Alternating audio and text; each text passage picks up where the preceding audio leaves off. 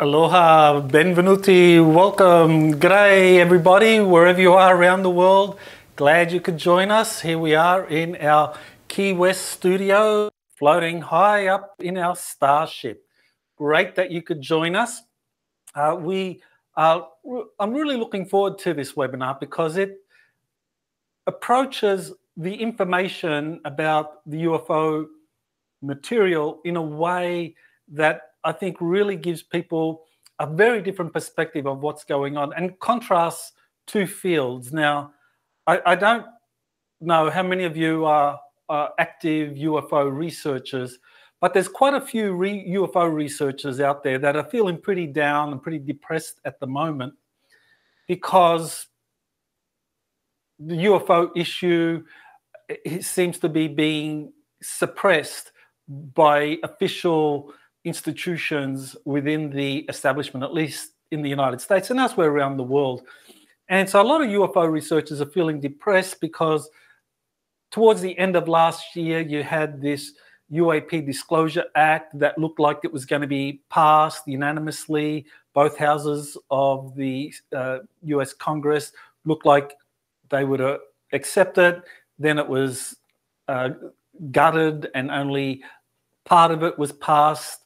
And since that time, there have been several reports concerning the UFO issue, which really downplay its significance. So a lot of UFO researchers are feeling very down, very depressed. And I think I count my lucky stars that I'm not a UFO researcher because I'm an exopolitics researcher. And there's a big difference. UFO researchers are really focused on the UFO issue and looking at it from many different perspectives. Exopolitics takes a much bigger perspective, a wider perspective, looking at the political processes, the institutions, and the key actors associated with extraterrestrial life or non-human intelligence. So when we look at what's happening today from an exopolitical perspective, it's a lot's going on. So it's a very exciting time. And in this webinar, I'm going to give you a perspective from the information that we have about events happening around the world from how Russia is involved in this exopolitical issue. And so at the moment, I know many people are in very different positions regarding Russia and Vladimir Putin. Some think he's a fascist thug that brutalizes his political opposition and has a dictatorship in Russia. And certainly facts, people cite facts to support that. Others will look at Russia standing up, fighting the good fight against these deep Satanists who are trying to destroy the Russian Federation and take control of the planet. So that's another perspective. And so what I'm going to do today is give you information so that you can make up your mind where you stand on this issue, because it is a very important issue. And Russia is now, today, probably playing a role that is very, very significant. And so I'm going to present you information so you can make up your mind about where you stand on Russia being the good guy, the bad guy. But I think the facts point to Russia's secret space program and its psychic core, or Psi-korpus, playing a very critical role in dealing both with extraterrestrial visitors or non-human intelligence and our planet as a whole. So a lot of information, a lot of slides I want to present to you today. So to kind of like give context for what I'm going to be covering, I wanted to begin with the late 1800s, to give us a way to understand what's going on in terms of Russia and the big question in terms of the planetary state of affairs. And in the early 1870s, there was a book that was published called Vril, the Power of the Coming Race.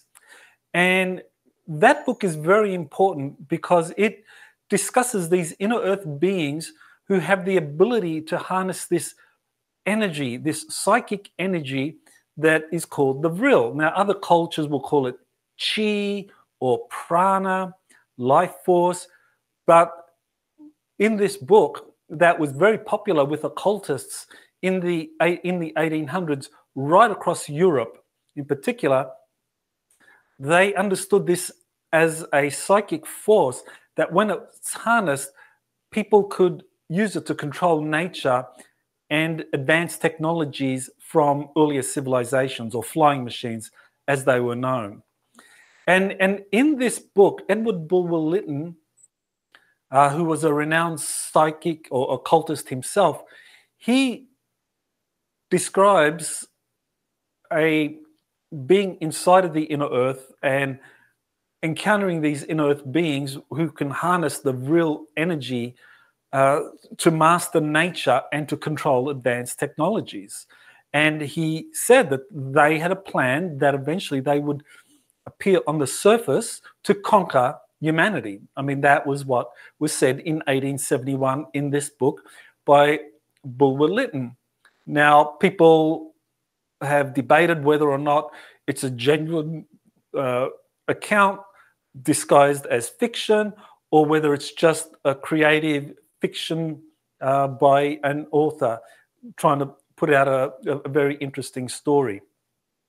Now, I think really when we look at Bulwer-Lytton's book, it was taken very, very seriously at the time by occultists all over the world. And one of the leading occultists in that time period was Helena Blavatsky. And she was a Russian aristocrat. And she created the Theosophical Society in 1875. And she firmly believed that psychic powers and abilities needed to be developed in order to be able to understand ancient wisdom and science. And the implication being that when you develop these psychic abilities, these occult powers, you can control these advanced technologies left over from ancient civilizations, or that could be found all over the planet. And so her book, published in 1877, Isis Unveiled, it's a very dense book with a lot of material, but essentially it was proposing that people needed to develop these occult powers, these psychic abilities, to prepare themselves for the future and to be able to deal with what was coming. Now, these were ideas that became very, very popular in the late 19th century and the beginning of the 20th century. And then you had the First World War. And at the end of the First World War, you had Germany recovering as a defeated power. And so occultists became very, very popular in Germany. And one of those occultists was Maria Orsich. And in her occult communications, she says that she established contact with these extraterrestrials from the Aldebaran star system, and that they gave her the blueprints for a space-time vehicle. So we're talking about more than just a spacecraft. We're talking about a space-time vehicle. And so they gave her the blueprints for developing that. And what was very clear in the development of this space-time device that could ostensibly bridge the gap between Earth, or our solar system, and the Aldebaran solar system, which I'm not quite sure how many light years away. Are we talking, 100 light years or so away?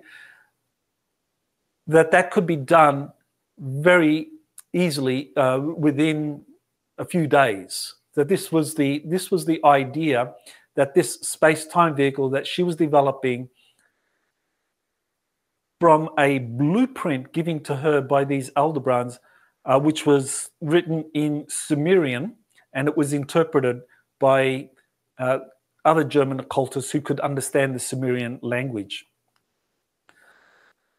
And psychic abilities were key to developing, or to being able to control these alien-designed spacecraft.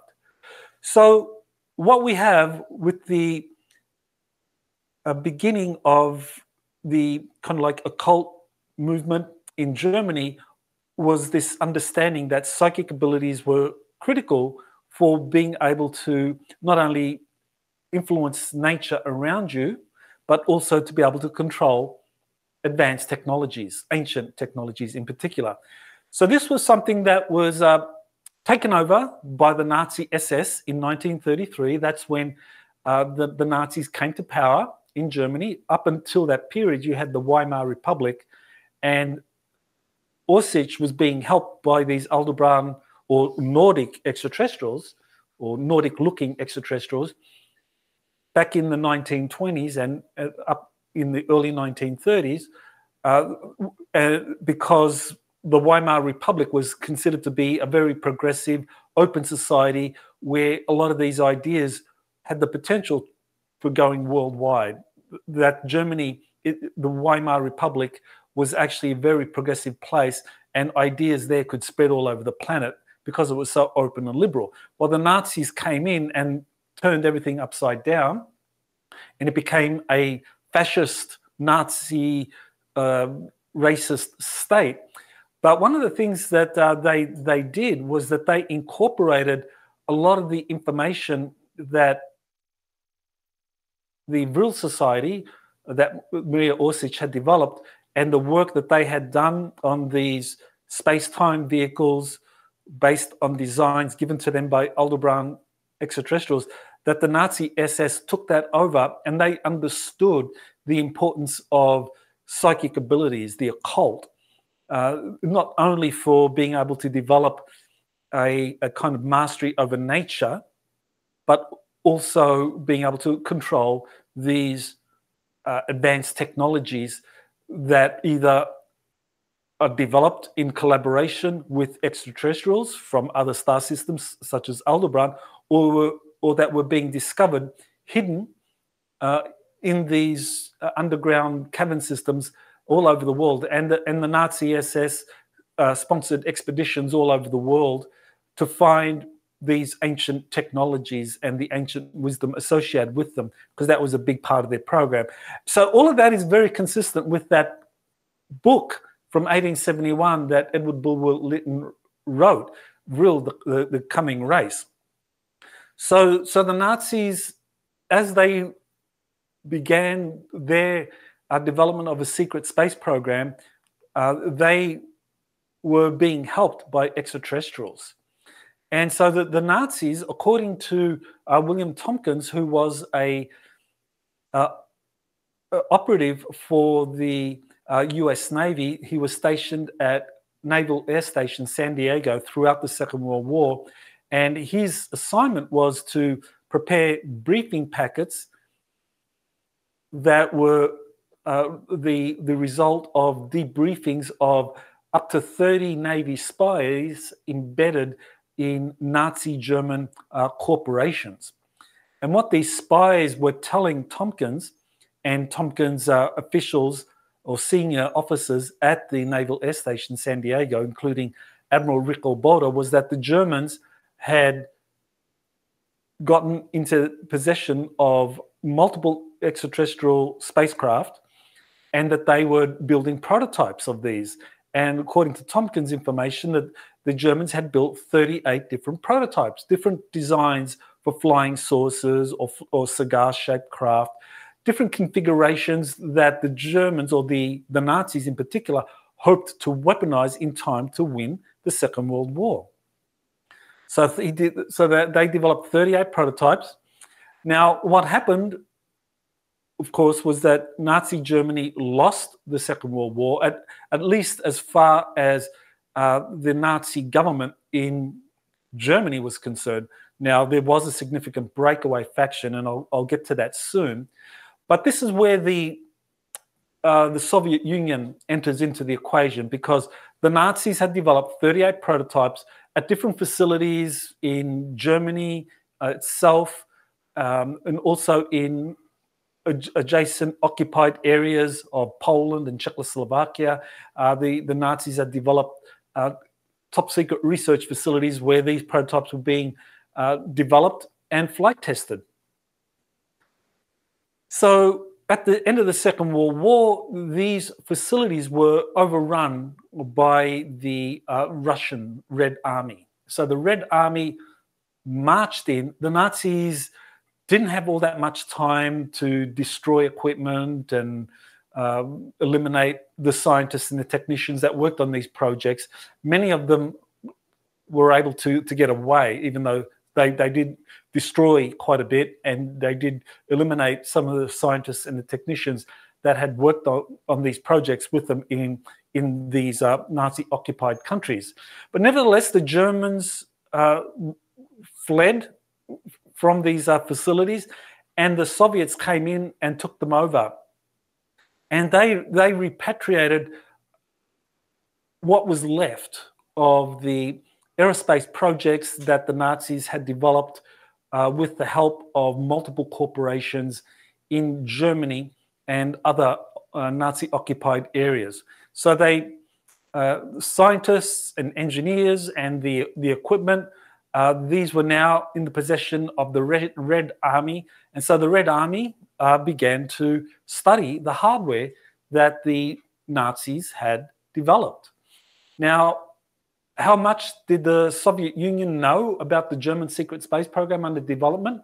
I would guess that they were probably, their intelligence services probably told them a little bit, just as the US Navy learned about it. But what William Tompkins said was that a lot of the senior officials within the United States, they were very skeptical of what the Navy spies were telling them. They didn't believe.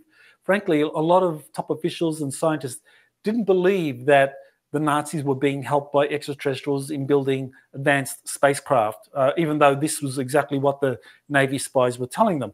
And so there was a lot of skepticism. So I think the same thing probably happened in the Soviet Union.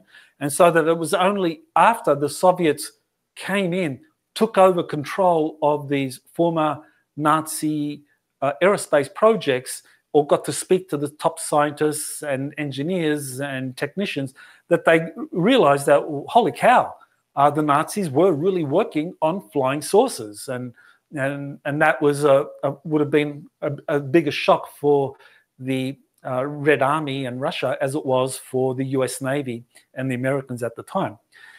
So in the Soviet Union, what they implemented were these trophy brigades.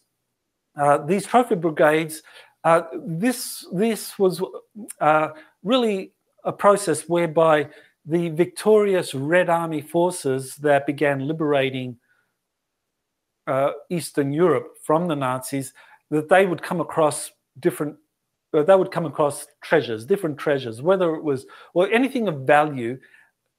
The instructions for these trophy brigades was that anything of value needed to be brought back into the Soviet Union, because this would be part of the war reparations, because the Soviet Union suffered incredible losses from the Nazi invasion. So they deemed that to be some form of compensation for the incredible loss of life. I mean, I think the Soviet Union lost I think close to somewhere between 25 to 30 million dead, which is an incredible number if you think about it.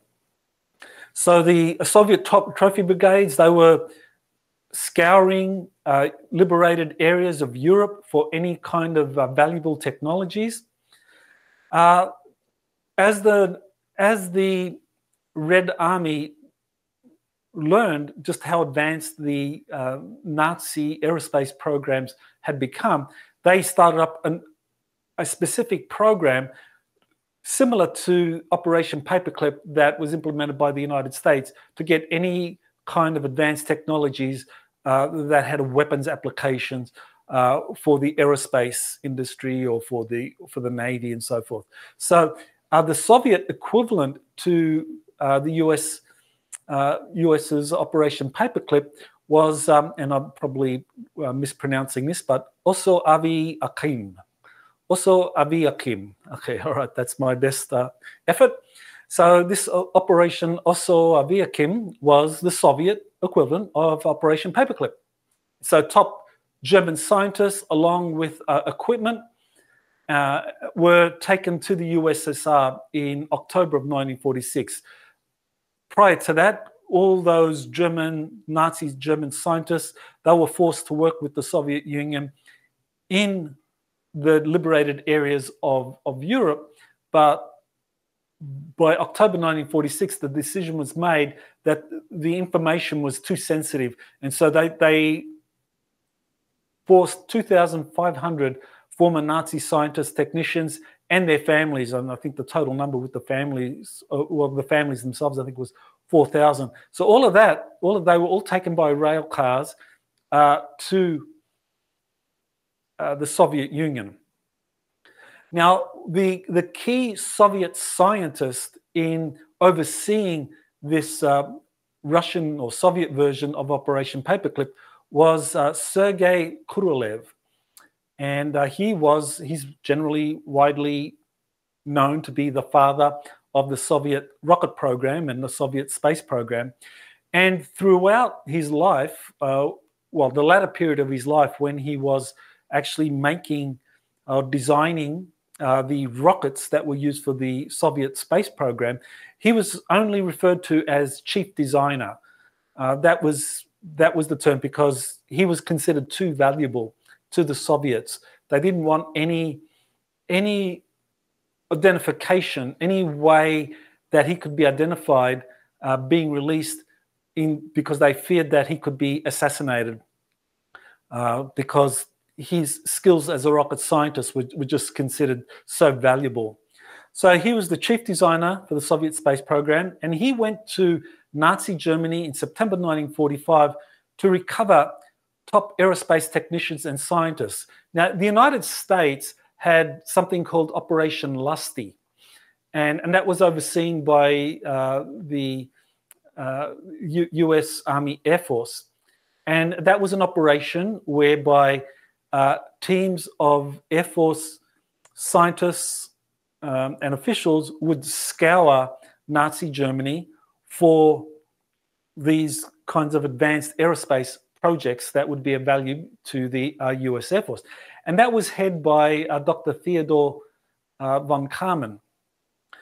So and he was, at the time, America's leading rocket scientist. He was stationed at the Jet Propulsion Laboratory in San Diego. I think it's Los Angeles, well, somewhere in that area, Orange County, I think it is.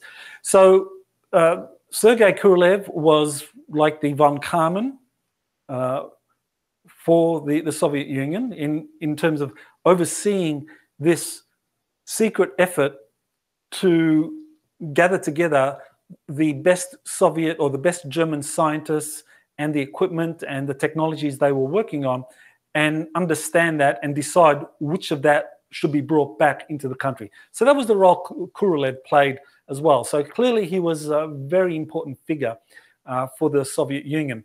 And so, and the Soviet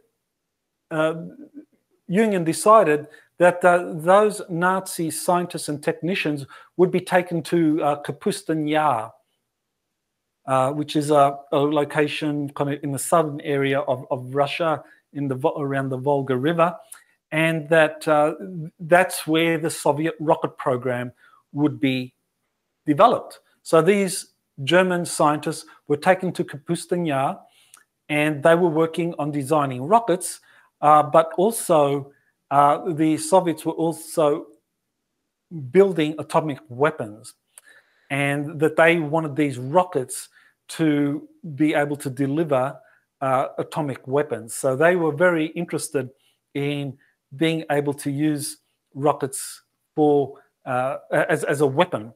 So that led to the interest of UFOs. So Kapustin Yar, where the German scientists were located and where Sergei Korolev was located working on their incipient rocket program, that became of great interest to the UFOs. And there was an incident in June of 1948. So this is 11 months after the Roswell UFO crash. And so that Roswell UFO crash, that occurred right next to the Roswell Army airfield. And at the time, the Roswell Army Airfield was hosted the world's only nuclear weapons-equipped squadron, bomber squadron. And so people have, I think, correctly theorized that the presence of atomic weapons is like a magnet to extraterrestrials or to UFOs, and they come to find out what's going on with those weapons and what the kind of humans plan to do with that.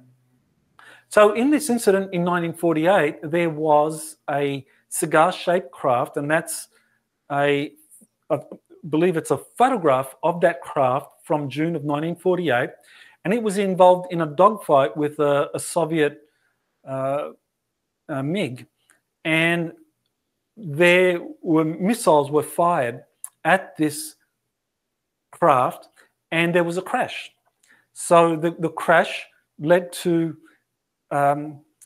this kind of recovery of a UFO right next to Kapustin Yar. So naturally, it was Kapustin Yar where that craft was taken. And I think the Russians, they would have wanted to know, what is this craft? I mean, does it have anything to do with the prototypes that the Germans were working on during the Second World War? In other words, had the Nazis been able to secretly establish bases outside of Europe whereby they would fly these craft over different parts of Europe, or were these craft genuinely extraterrestrial craft? And so this is where we have Kapustin Yar playing a prominent role in all of this from the very beginning, because the German scientists are there. There's a UFO monitoring events there. It gets shot down. It's taken to Kapustin Yar, and it's studied. And so for some time, Kapustin Yar was among one of the early areas where these retrieved UFO craft were being taken. So here's a diagram that was prepared by a Russian ufologist, Dr. Anton Anfilov, who provided this drawing that showed some of the captured UFOs that were allegedly kept at this secret location at Kapustin Yar. So you can see different designs of these craft. And so that would fit in with the idea that we're either talking about different extraterrestrial visitors, or we're talking about German prototypes that had been kind of developed and built and were being studied by the Russians at Kapustin Yar. So the Russians were retrieving some of these crashed UFOs. They had German scientists. They had a lot of the blueprints that the Germans had put together, especially the Nazi SS, because the Nazi SS were meticulous record keepers. And so all of these advanced projects had extensive records made of what was being developed. So the Russians were in possession of a lot of that, and so they were developing. They had their own research and development facilities at Kapustin Yar and elsewhere that I'll talk about soon.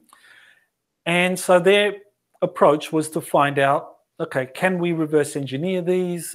Could these eventually be flown by Soviet pilots? Now, one of the things about this early history was that the United States actually helped the Russians.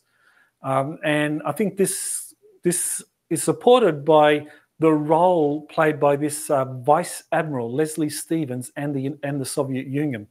Now, he was the Assistant Chief of the US Navy's Bureau of Aeronautics, 1945 to 47, where he helped set up the Navy's research and development program to reverse engineer the retrieved Nazi and extraterrestrial, or NHI, non-human intelligence spacecraft. Now, I do think that the non-human intelligence term is actually a good one, because the extraterrestrial term, I mean, with that we're referring to clearly off-world visitors. but non-human intelligence is more inclusive because we're not talking about not just off-world visitors, but also entities from the inner earth, ancient civilizations from the inner earth, under the oceans. People talk about cryptoids, cryptids. So I think the non-human intelligence term is very helpful because it is more inclusive of that. So the US Navy was proceeding with developing their own research and development program to understand and reverse engineer all of these captured Nazi and non-human intelligence craft. And there was an effort to share that or collaborate with the Soviet Union. So how did the US Navy help the Soviet Union develop a secret space program? Well, Admiral Leslie Stevens was also the naval attaché to the US Embassy in Moscow from 1947 to 1950. So he was there at the time of this incident in Kapustin Yar. He was there at the time when the German scientists were repatriated to Kapustin Yar, or he arrived shortly after that time. And so while the Russians were developing a research and development program for all of the captured craft and whatever records they got from Nazi Germany, Leslie Stevens was assisting. And there were captured German scientists were involved in these research and development programs, both in the United States under Paperclip and also in the Soviet Union under the also Viacom program that they had there. So why would the United States help the Soviet Union develop a secret space program? Well, there's a good reason why they would do that. And the reason is that the Second World War wasn't over. The public, as far as the public was concerned, the war was won. You had all the major newspapers showing the victorious Allied and the Soviet Red Army forces meeting up in different places, shaking hands, saying, victory, victory, yes, we won, fantastic. And of course, as far as the world was concerned, the war was over.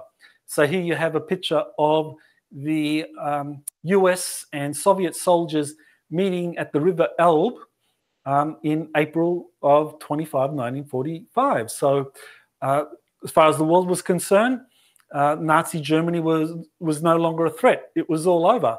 But for the Americans and the Soviets and the British, they knew the war was not yet over, that Nazi Germany had not capitulated in its entirety. While the territory of Nazi Germany had capitulated, had been overrun by the Allied forces, there were significant German bases in other parts of the world, in South America, Antarctica, and places like Greenland, that had significant Nazi elements in there still, and that they had relocated their most advanced weapons technologies prior to the collapse of Nazi Germany to these locations. So as far as the US and the Soviet Union were concerned, the fight wasn't yet over. It was just the public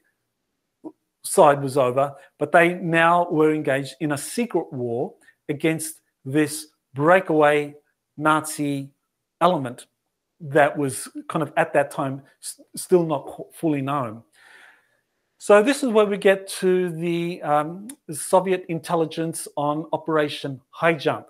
So the Soviets knew that significant elements of Nazi Germany had used their vast submarine fleets and cargo planes to be able to take a lot of resources to far off locations, including Antarctica. So the Soviet intelligence was very good on finding out what the Germans were doing in Antarctica. And so they were very interested in what would happen to Operation High Jump. Now, Operation High Jump, this involved 3 naval task forces, a central, a northern, and a southern task force, as I recall. And these three task forces converged on Queen Maud Land, which is where Neuschwabenland was located in Antarctica. And they converged there in February of 1947. And what happened, and that was never revealed to the world, was that there was a battle between these flying saucers and the Navy aircraft that were launched from the USS Philippine Sea, and there was probably one other aircraft carrier that was involved in that expedition.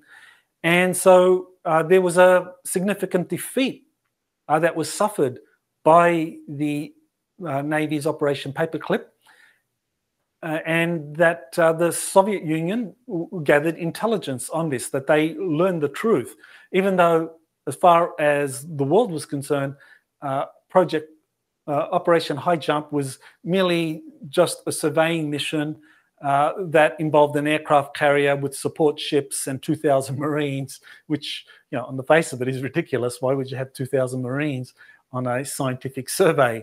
But, you know, this was the cover story. Really, the Marines were there to be part of a kind of an amphibious landing that would take over the hidden Nazi bases there in Antarctica or in Neuschwabenland. But nevertheless, what happened was that the Operation High Jump suffered a significant defeat, and the Soviets learned this. They knew about this. So we know this from there was a video that was released, and one of the really important things about the collapse of the Soviet Union in 1991 was that a lot of KGB files were released, and these made their way into the Western world. And so we got to get a lot of information about what had really happened concerning the Soviet Union and UFO issues, because the KGB partnered with its sister intelligence agencies in other Warsaw Pact countries. But, you know, and of course, during the Cold War, you know, they were all unified with one single purpose: preservation of the Warsaw Pact. But once the Warsaw Pact collapsed, you had the intelligence services of Bulgaria, Poland, Romania. They all had very different objectives now. For some, the objective was just to survive in the face of overwhelming changes. So a lot of information got released. So some of that information made its way to various film producers, and they began to put it into documentary format. So what I'm going to play now is a 3-minute clip, or I think it's a 2-minute clip from a Soviet, well, actually a Russian-era documentary that told the story about what really happened with Operation High Jump from the perspective of the KGB files that had this intelligence of two US Navy sailors describing the battle between the Navy planes and the ships with these flying saucers that just suddenly appeared out of the water. So it's told in Russian, and there are subtitles. So just, yeah, the subtitles are very clear. Sometimes they're a little blurry because of the backgrounds, but I think you should be able to follow it. So here I'm going to play that video for you now.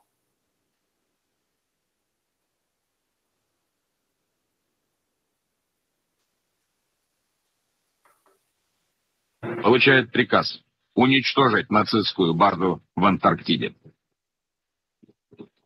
Но не тут-то было. Отпор, который получила американская эскадра, до сих пор вызывает массу вопросов. Дело в том, что в Вашингтоне адмирал Бёрд докладывал не просто об истребителях с немыслимыми возможностями. Он говорил о нападении на экспедицию странных летающих тарелок, которые выныривали из-под воды и, двигаясь с огромной скоростью, нанесли экспедиции значительный урон. Вот как описывает этот бой, который произошел 26 февраля 1947 года, другой его очевидец, участник экспедиции, опытный военный летчик Джон Сайерсон. Они выскакивали из-под воды, как угорелые, скоростью. Шел поверх детства американскую и проскальзывали буквально между мачтами кораблей с такой скоростью, что потоками возмущенного воздуха рвало радиоантенны. Несколько корсаров успели взлететь с Касабланки. Я не успел и глазом моргнуть, как два из них, сраженные какими-то неведомыми лучами, брызнувшими из носовых частей этих летающих тарелок, зарылись в воду возле кораблей. Я в это время находился на палубе Касабланки. Я ничего не понимал. Эти предметы не издавали ни единого звука. Они безмолвно носились между кораблями и беспрерывно плевались убийственным огнем. Внезапно эсминец Мердок, находившийся от нас в 10 кабельтовых, полыхнул ярким пламенем и стал тонуть. С других кораблей, несмотря на опасность, немедленно были посланы к месту катастрофы спасательные шлюпки и катера. Весь кошмар продолжался около 20 минут. Когда летающие тарелки снова нырнули под воду, мы стали подсчитывать потери. Они были ужасающие. Кто был хозяином этих тарелок? Неужели нацистская Германия? Общество.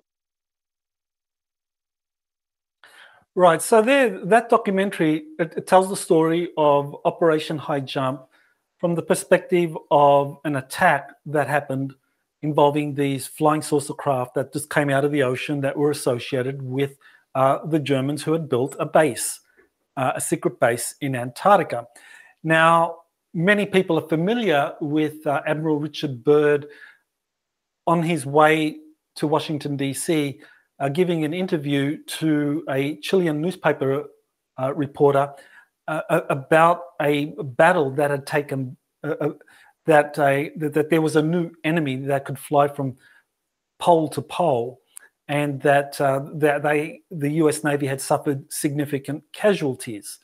So, that's not the kind of language you would expect from the admiral in charge of a survey expedition, talking about battles, a new enemy, significant casualties. So what this does, this Soviet era, or this film that Russian film producers produced from Soviet KGB intelligence files, shows another source that hadn't been previously released. These were the two US sailors that described what happened to Operation High Jump. So at the bottom of this slide, you can see the YouTube source for that if you wanted to watch that video. The whole thing goes for about an hour and a half. This was just an extract that you can watch. But what this does is it gives us an explanation for why the US Navy would send its top aerospace, or one of its top aerospace engineers, to the Soviet Union as a naval attaché. Because remember, I said Leslie Stevens was the US Navy attaché to the Soviet embassy, to the US embassy in Moscow from 1947 to 1950. So immediately after this failed Operation High Jump, the US Navy sends one of its top engineers to the Soviet Union as a naval attaché, with both the news of what had happened, but also the mandate to help the Soviets develop their own aerospace program, because it was quite clear that the Second World War wasn't over, or they had entered a new phase now, that the Nazis had in their possession significant technologies. So the Soviets and the Americans secretly continued to fight against the Nazi breakaway civilization, or this emerging Fourth Reich, as it was called at that time. So there was a collaboration. So the Soviets and the US Navy did not stop collaborating at the end of the Second World War. It continued. Now, is this true? And what more can we learn about who was behind the attack on the high jump naval forces that were led by Admiral Byrd.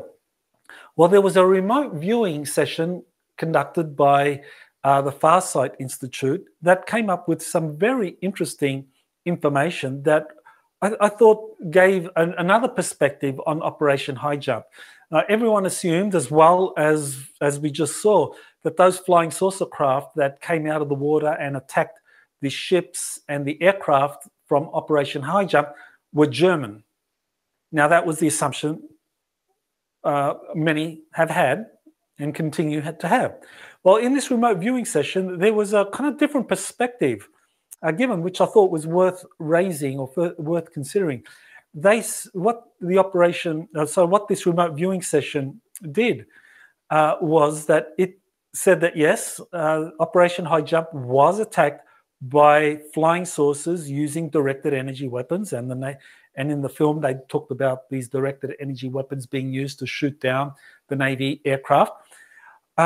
But in this remote viewing session, what they showed was that these flying saucer craft were predominantly piloted by human-looking aliens that were being led by a Draco reptilian. Apparently, these human-looking aliens come from a kind of world associated with the Draco reptilians, and that because they were an ally of the Draco reptilians, and that the Draco reptilians had reached agreements with the Nazis, so this group was allied with the Germans. And so when the German base was under attack by Operation High Jump forces, the defenders included flying saucer craft piloted by these human-looking aliens. Now, it doesn't mean that the Germans didn't have their own flying saucers as well up there, but apparently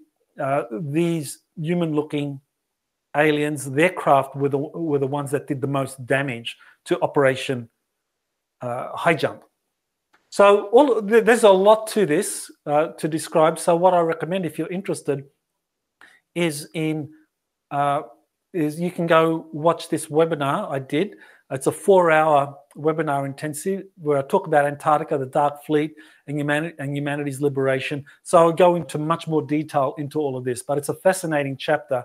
But the important takeaway for us today is that the Soviets knew that the US Navy had suffered a significant defeat at the hands of the Nazis in Antarctica and their extraterrestrial allies.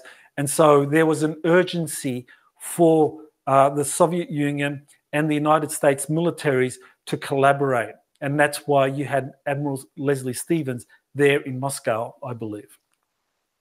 So the US and USSR secretly cooperated on non-human intelligence and the Dark Fleet problem during the Cold War. So, of course, we know the history of the Cold War, that you had these two ideological blocks, but really, in a way, that was a cover. So you had these two ideological blocks, and in the kind of the surface conflict between these two blocks of nations, what the US and Soviet leaders decided was that this was the way in which they would cover up the existence of this breakaway German colony in Antarctica and other places in South America, Greenland, and so forth. And that, so while on the one level during the Cold War, you had the Warsaw Pact and NATO kind of facing off in Europe and around the world. So there was a kind of ideological conflict. Behind the scenes, there was cooperation. That's important to understand, that there was cooperation. Now, so that meant that overtly in the public arena, you had your 4-star generals from the Soviet Union and the military and the US Navy or Air Force, facing off against one another, thinking that there was a real battle, but that those senior officers that were briefed knew that that was all a facade, that really that they were partners fighting together against the breakaway German colony or the Fourth Reich, that the Fourth Reich continued to exist. So it was a need-to-know basis, a need-to-know condition. So the Cold War for many military personnel was very, very real. They really believed that Soviet soldiers or Soviet officers and American officers really believed that the other side were the enemy. But when they were briefed, they were told that no, we're not. The Soviets are not our enemies, or the Americans are not our enemies. Really, we're allies. We are trying to deal with this German or this Fourth Reich problem. So the US and USSR relations during the Cold War, it means that we need to develop a more sophisticated understanding of what was going on. So on the one hand, you had the cooperation between the Soviets, the US, Britain, and other countries that were briefed, or the leaders from other countries that were briefed, Five Eyes countries, Canada, Australia, they were also briefed because this was a global problem. And the deep state. The deep state, this is an organization that wanted to strike up deals with the breakaway German colony, the Fourth Reich. The deep state involves these occult figures or black magicians who, Satanists, whatever you want to call them, that actually ideologically had more in common with the Germans in Antarctica than they had with the kind of liberal democracy of the United States or the communist ideology of the Soviet Union.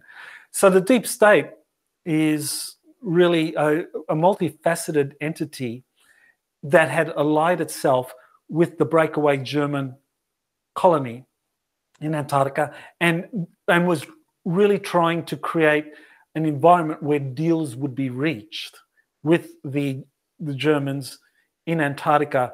And so that was the conflict. There was a multifaceted. So as far as the Earth Alliance was concerned, they promoted international cooperation to solve conflict and nuclear proliferation, whereas the deep state, they were fostering international conflict as a cover for black projects involving secret space programs and deep underground military bases. So the deep state wanted to keep everything secret because this was a great way of being able to raise vast amounts of money without any accountability for secret space programs and the bases. Whereas the Earth Alliance were much more principled. The Earth Alliance involved this effort to collaborate to neutralize the Antarctica Dark Fleet. And I've already spoken about that already. So there's collaboration there from the perspective of the Earth Alliance, which involved the Soviet Union and the US, Britain, France, and so forth.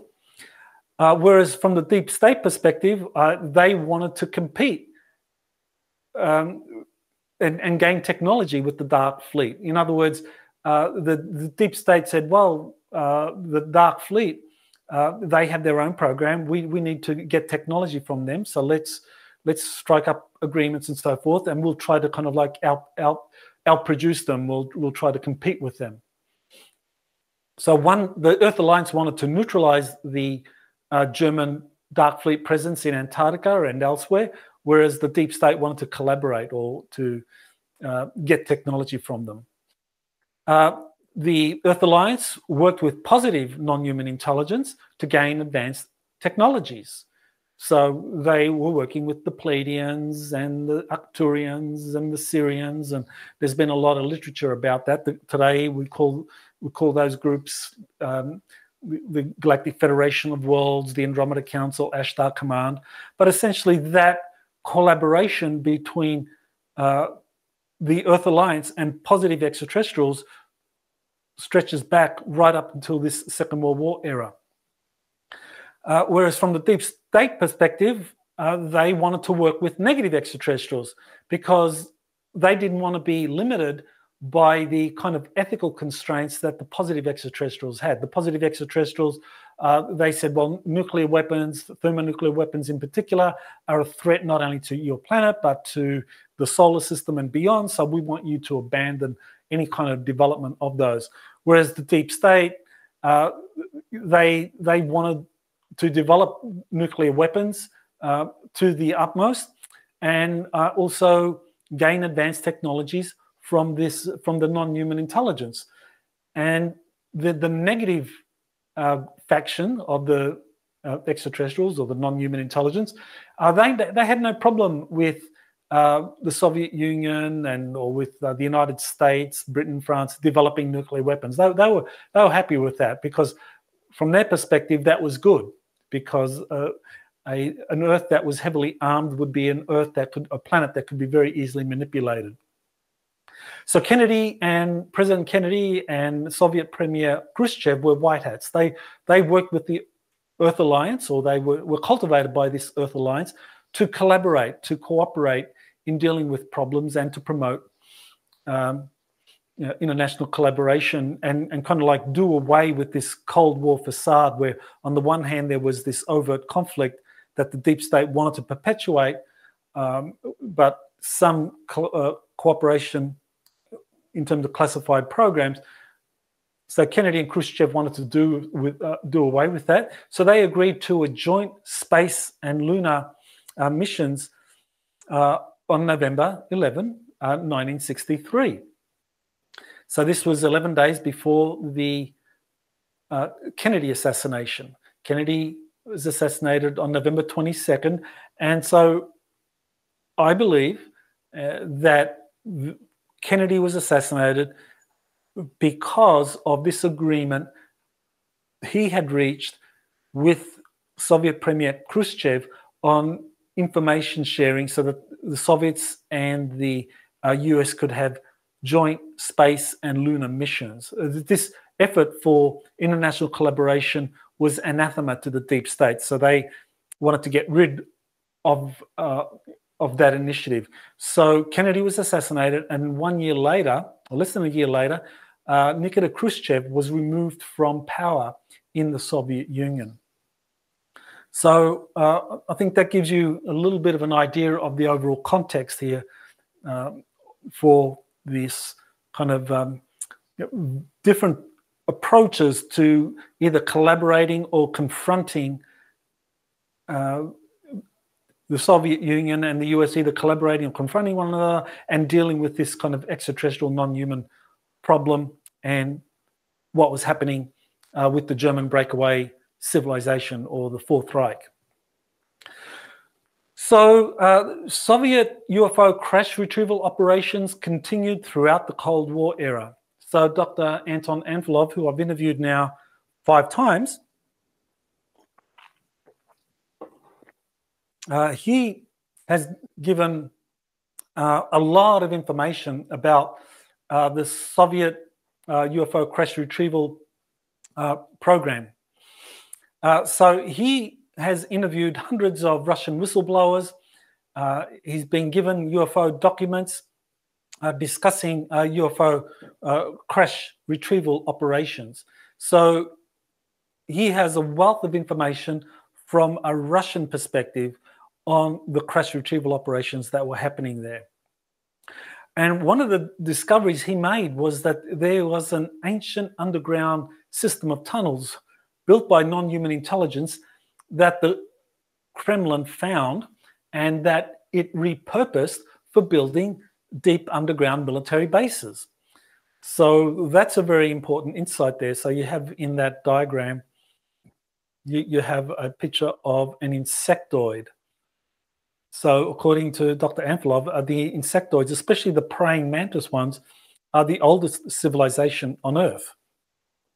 And that subsequent civilizations like the praying mantis, Sasquatch, humans, were genetically engineered by these guys, according to his understanding. And so I think there's merit to the idea that the insectoids are among the oldest races on the planet. According to a book, The Sasquatch Message to Humanity, the oldest civilizations on the planet are aquatic. But then the oldest surface civilization are the insectoids. So that's a very important distinction to keep in mind there. But nevertheless, he pointed out that according to these Soviet records and whistleblowers, there was this ancient, vast system of underground tunnels found all over the Soviet Union And so many of these were repurposed for studying crash retrieval operations. So in 1965, there was a capture of several praying mantis insectoids from the inner Earth. And this is one of the things that really stand out from Dr. Anvilov's information, is that he doesn't believe that the UFO phenomenon that we are encountering on the Earth is extraterrestrial in origin. He thinks it's intraterrestrial, or we're talking about inner Earth civilizations that have advanced flying craft. And earlier on, I mentioned the Vril civilization that Edward Bulwer-Lytton talked about, that they had their flying craft.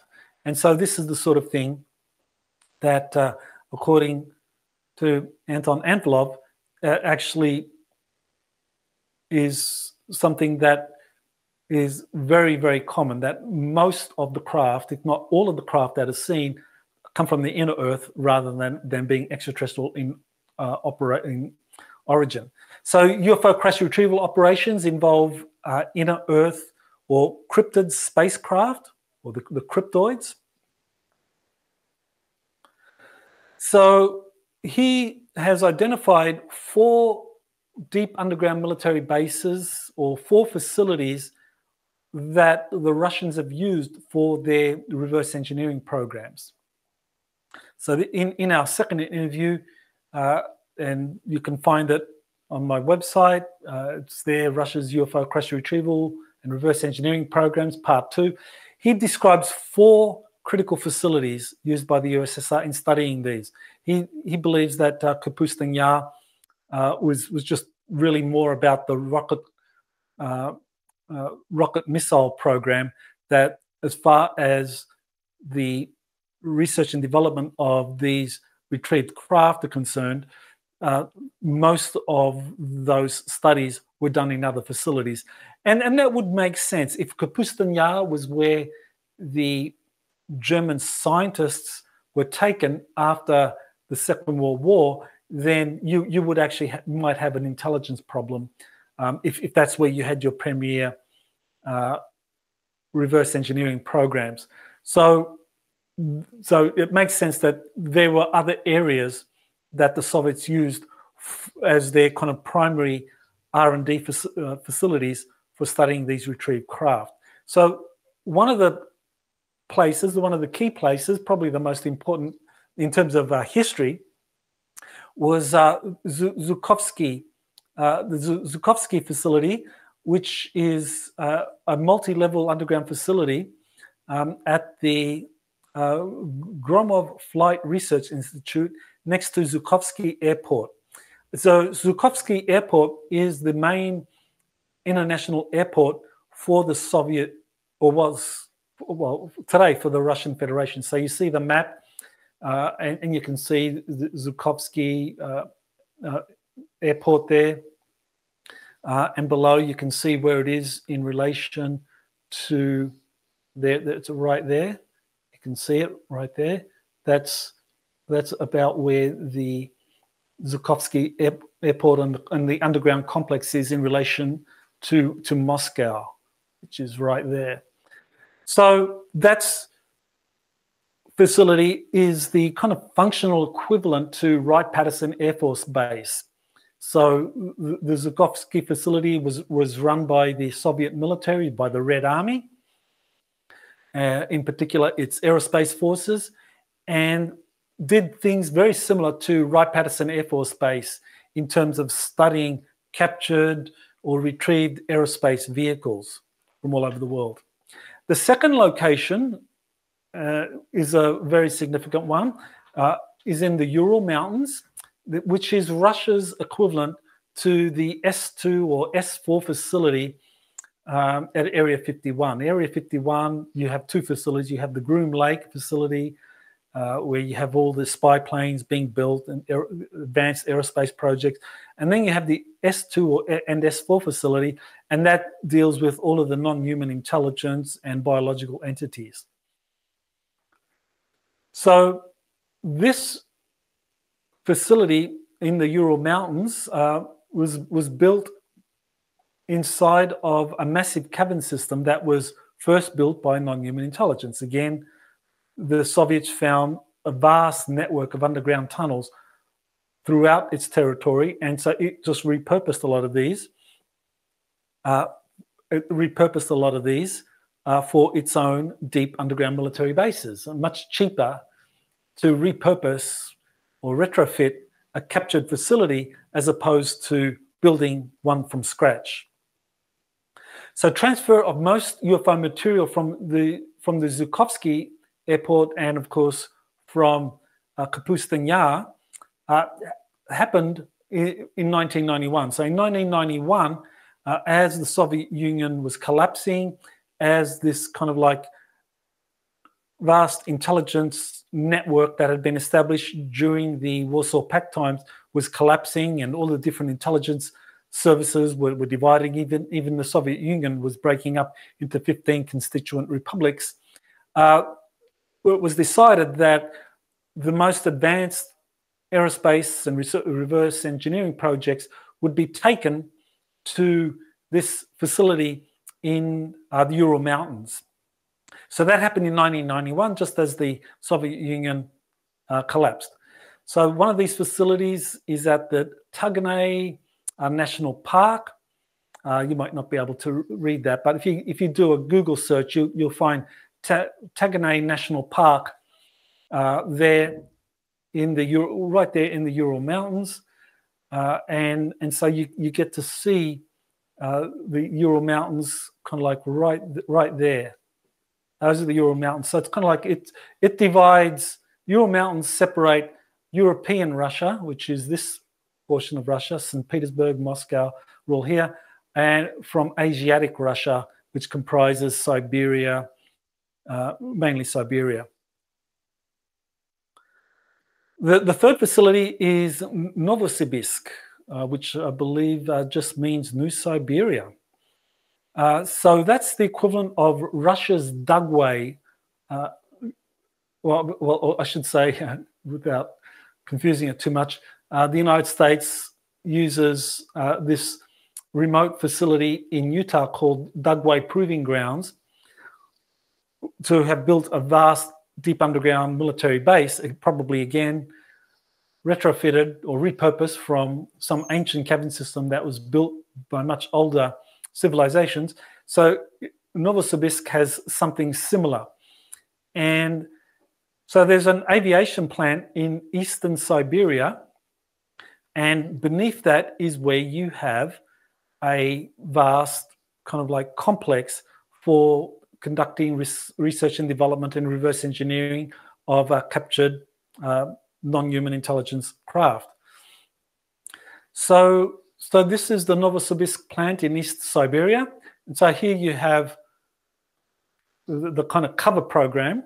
And this is common between, actually, I think all the major countries that are involved in, that have their own kind of secret space programs or involved in them, have cover programs which typically involve advanced jets or spy planes, which are considered to be top secret. And if you kind of like get into one of those plans, you'll be in prison forever because you violated a very secure facility. But that's really a cover for an underground facility where the really cool stuff is happening with all the kind of advanced non-human intelligence technologies. And so this tells us where Novosibirsk is. So it's in the Asiatic part of Russia, in Siberia, and kind of like not too far from the Himalayan mountains. Around that area is an area called the Altai Mountains, and that's a very important place in terms of ancient civilizations. And down a little bit further, you get the Himalayas, and then down here you'll get India. Actually, I think I got my geography wrong there. Yeah, so that's Mongolia over there. So yeah, a lot of vast underground facilities, hidden facilities there in that area of the world. And the final facility that he talked about, which I think it's good just to know a little bit of is there's next to the Baikonur rocket launch complex, or the Baikonur Cosmodrome in Kazakhstan. There's another Russian deep underground military base that's used also for reverse engineering captured UFO craft. So there's a kind of schematic of the Baikonur rocket launch facility there in Kazakhstan, and you see the approximate location of that. So it's very much in Central Asia, closer to the equator, so it makes rocket launches a lot easier. But underneath this facility, or nearby, and in a deep underground military base, is where the reverse engineering of the non-human intelligence concerns. So now we get into some interesting history, which is the history of Soviet agreements with extraterrestrials.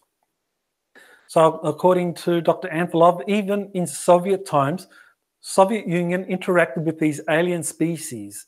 He's talking about greys, insectoids, reptiles, and Nordics, and he's referring to them as kind of like inner Earth civilizations, which is very interesting.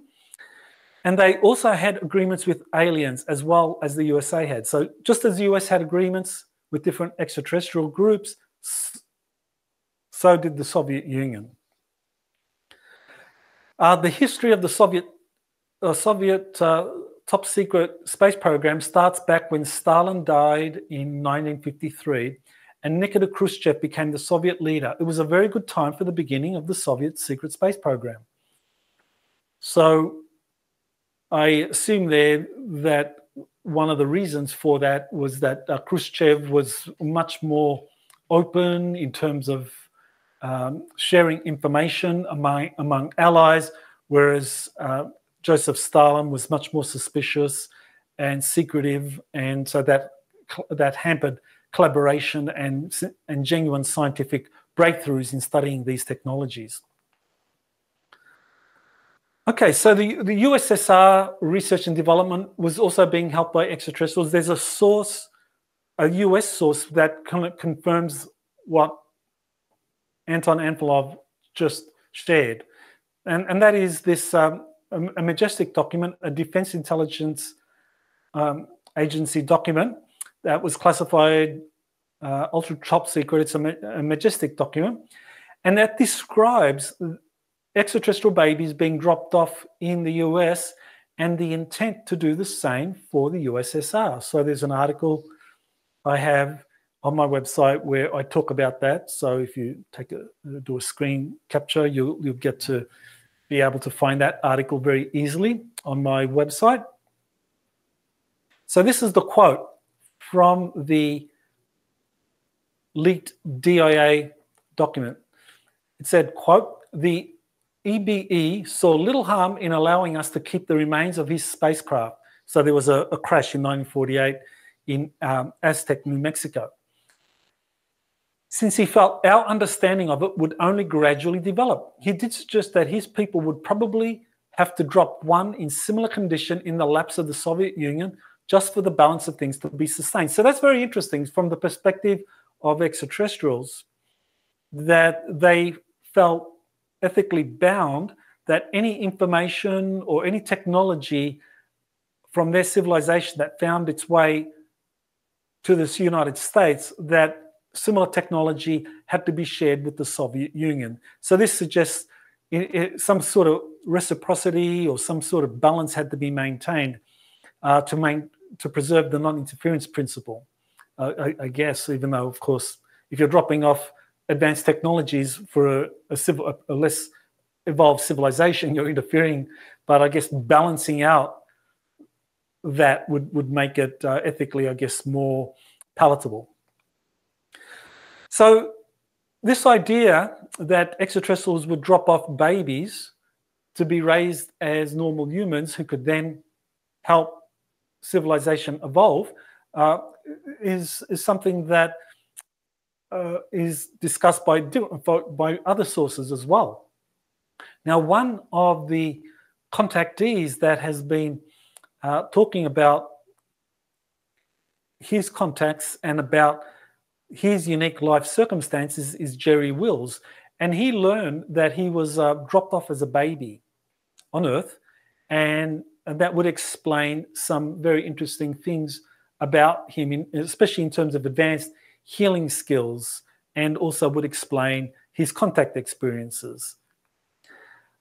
Nikola Tesla also claimed to be an extraterrestrial drop-off baby to uplift humanity, and that was something that was discussed in a book by Arthur Matthews. And Arthur Matthews was a protege of Tesla, and he described how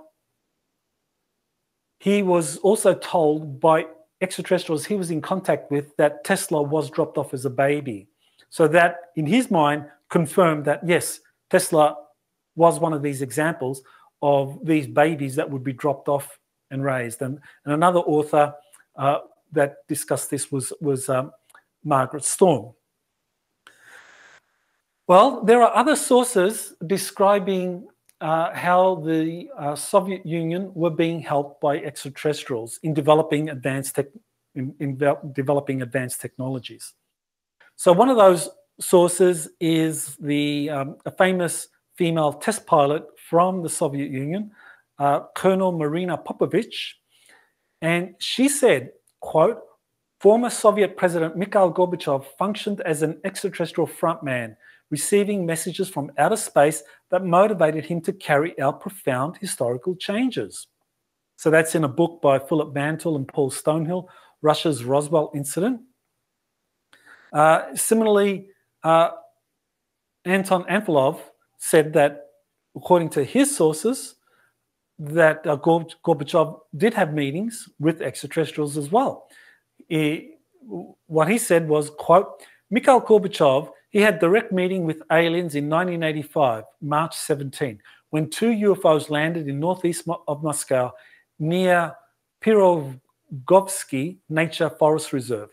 They met aliens there directly, face to face.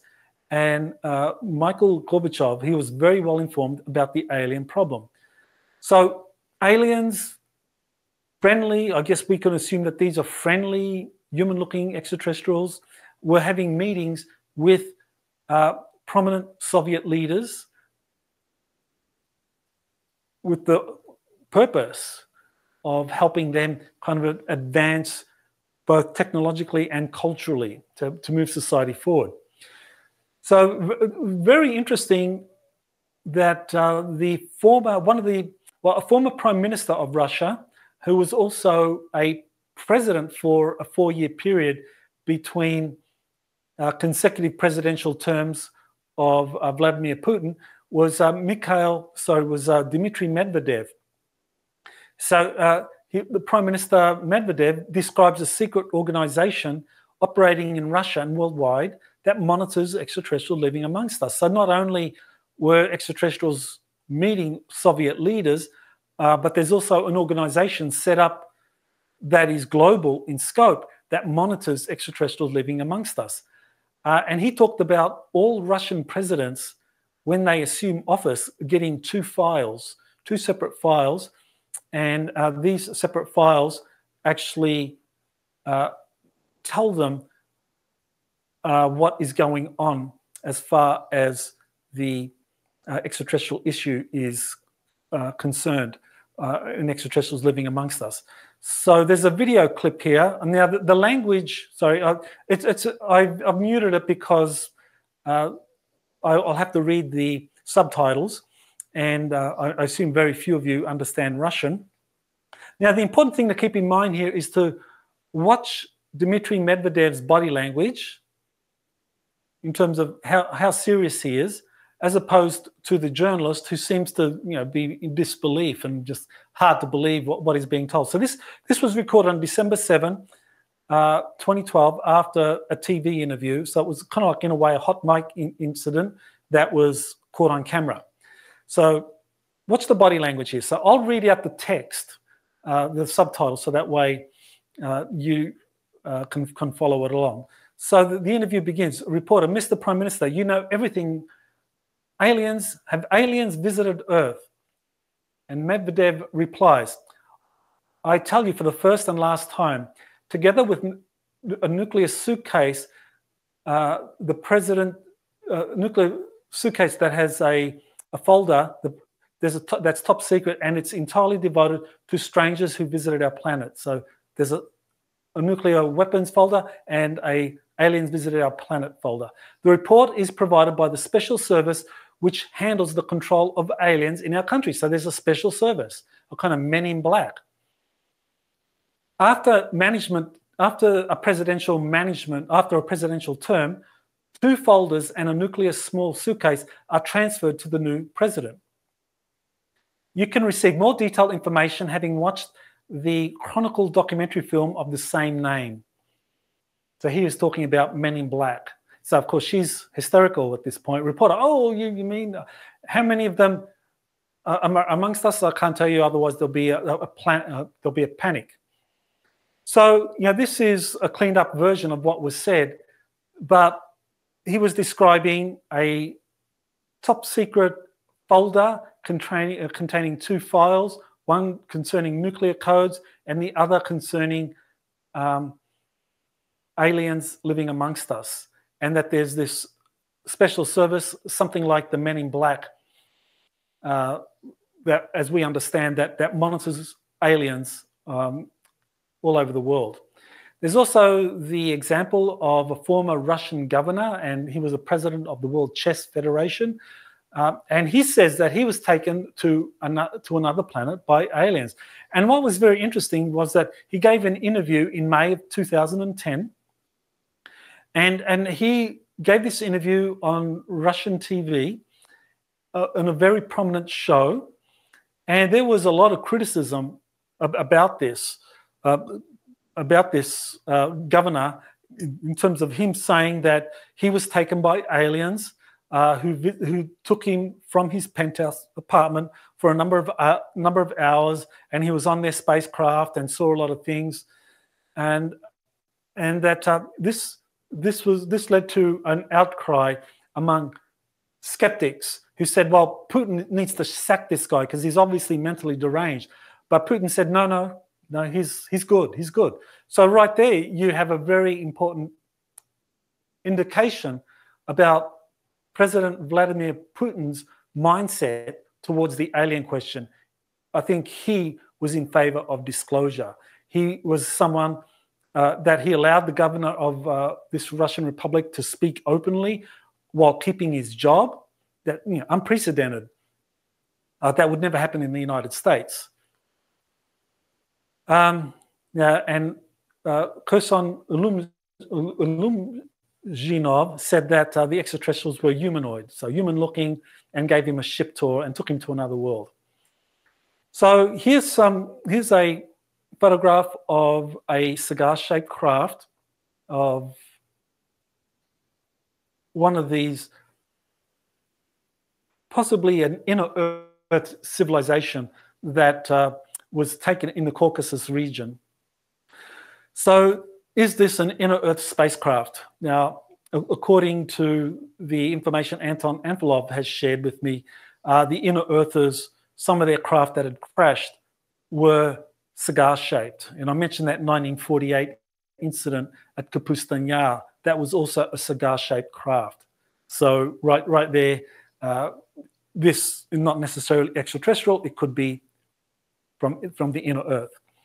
Okay, so now now that we've gotten a kind of like an idea of what the Soviets did in terms of finding, retrieving, and reverse engineering UFO craft found all over the world and collaborating with the United States in developing a secret space program,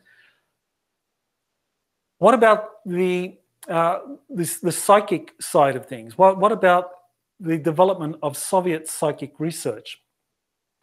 Well, for that, we go back to the 1920s, which was really the first decade of the Bolshevik, the first decade after the Bolshevik Revolution in 1919 in Russia. So Gleb Boki was the chief cryptographer of the Bolshevik secret police, and he began a program studying the occult, prophecy, ancient science, and psychic abilities related to legends of Shambhala. So here you had a very prominent Bolshevik political figure involved in the security services that understood that research of these advanced aerospace technologies needed to be complemented by understanding this kind of history of psychic research, or the significance of psychic and occult abilities in terms of understanding or using any ancient technologies. So he organized expeditions with Soviet funding to find entrances to the inner earth that had been discussed. And so he traveled to the Altai Mountains. I already mentioned that. That's relatively close to Novosibirsk. And he organized expeditions to find the Shambhala in the Siberian region, in the Altai Mountains, areas of Mongolia. And he was quite serious. He believed that there were the ruins or entrances to ancient civilizations, and that whatever civilizations existed there, they could be contacted and they could be persuaded to share some of their advanced technologies with the Earth. And also another element here is, of course, that the Soviet Union recovered spacecraft from inner Earth civilization. So this gives us an idea of why Gleb Boki was determined to find the entrances to these craft. So this is all preceded these crash retrieval operations in the 1940s, but nevertheless, it gives us an idea that already there were people in the Soviet Union that understood the importance of occult research and psychic phenomena. There was a famous book by a US researcher that really kicked off psychic research in the United States. So her book that came out in 1971 was actually Sheila Ostrander and Lynn Schroeder. They wrote this book, Psychic Discoveries Behind the Iron Curtain, and they talked about what they had found about the Soviets successfully harnessing psychic energy for telepathy, remote viewing, remote influencing, telekinesis, etc. So that sparked the Pentagon and the CIA's efforts to understand remote viewing. So it began in 1975. As I recall, the first remote viewing program was called Grill Flame, involved the Defense Intelligence Agency and the CIA, and it went through a number of different names. And the final name, before it was all declassified in 1995, was Stargate. And so that's when the psychic program was declassified and made known to the world. And it's very interesting they chose that name in 1995. Now, what's the relevance of psychic research for the Soviet space program? I think there was an interview I did with Miriam Delicado, and she shared, I think, really important information about a Soviet psychic program that had been taken over by the Russian Federation after 1991, and that this program was very active and very kind of influential and had some very talented psychics. So let me play a video extract of the interview I did with Miriam. You can find it on exopolitics.org, and it goes for about an hour and a half. But here's an extract that goes for about 3 minutes, so I'm going to play that for you now. So when my father was young, he often talked about his psychic ability, at least he did with me.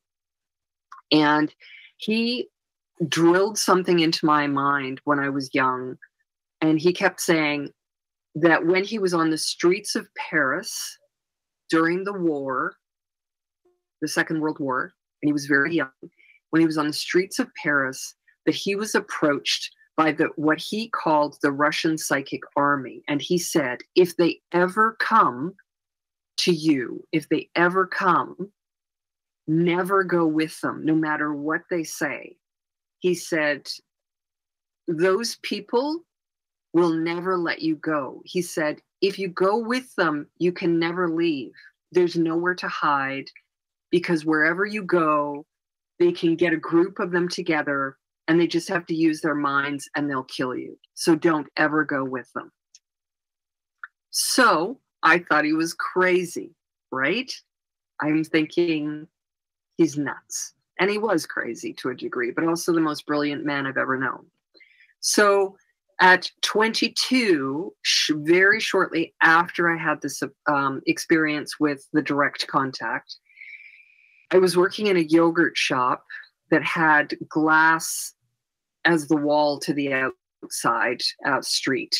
And this man walked past and made direct eye contact with me and then walked right in, didn't even look at me or say anything other than walked straight up to the counter and with the straightest face walked up to me and said, "Do you work for the CIA or the FBI?" And he said, I started laughing. I said, "No." He said, "Have you ever worked for the CIA or the FBI?" I said, "No." And then he said, have you ever thought about working with the Russians? I said, "What are you talking about?" He said, "We work with people like you, people who are gifted, people who are very psychic." And he was talking about this. And all of a sudden I realized this is what my father told me. And I was in my mind, I'm going to tell you, in my mind, I was freaking out. Like I'm 22, 23 years old. And I have this man trying to recruit me to go and work with the Russians. He told me, he said, "We work with people like you." And I said, "I'm not interested." He said, but he said, "You're very, very powerful." And I said, "Yes." And he said, "But can you control it?" And I said, "Yes." He said, "If you come with us, you will be in a community of approximately 10,000 people." He said, "We've created a community that's filled with people like you." He said, "You'll be with your own kind." He said, "And you'll always be supported." He said, "We'll teach you and train you." He said, "You'll be very, very powerful." And I said, "I'm not interested." So there you have Miriam Delicado telling us about her personal experiences with this Russian psychic program and how powerful it is and how well organized it is, and that you have a community of 10,000 trained psychics that are very well trained and can do remarkable things. So something to keep in mind in terms of how the Soviets have been using, or the Russians today use psychics for the secret space programs. I'll give you a little bit more information about that.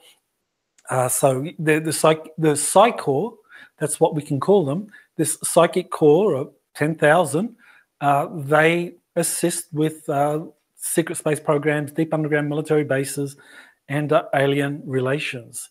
And that operates worldwide to recruit gifted psychics like Miriam Delicado. Of course, once you say yes, then you're trapped for life. So she was warned and didn't do it. But and apparently she suffered no bad consequences for saying no. But I think if you say yes, then that's it. You're locked in. So it's a lifelong recruitment is a lifelong commitment. So this idea of a Psi Corps involved with space programs, involved with dealing with advanced extraterrestrials, is something that I think was disclosed in a television series called Babylon 5. So in this television series, you had a Psi Corps, and it was very well equipped and very powerful, and its main function seemed to be assisting in identifying who was telling the truth, who was lying, that the psychics could identify when people would deviate from truth. It was also involved in espionage and also had a war application. And in this series, gifted psychics were forced to join the Psi Corps, or their abilities were suppressed by pharmaceutical products that they were compelled to take on a daily basis if they didn't join the Psi Corps.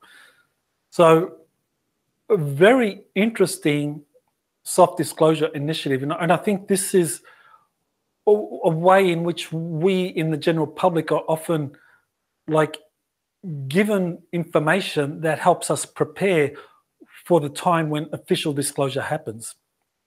So if you wanted to watch a short history of Babylon 5, the cycle, then that's the website. I have the link at the bottom there for you to follow.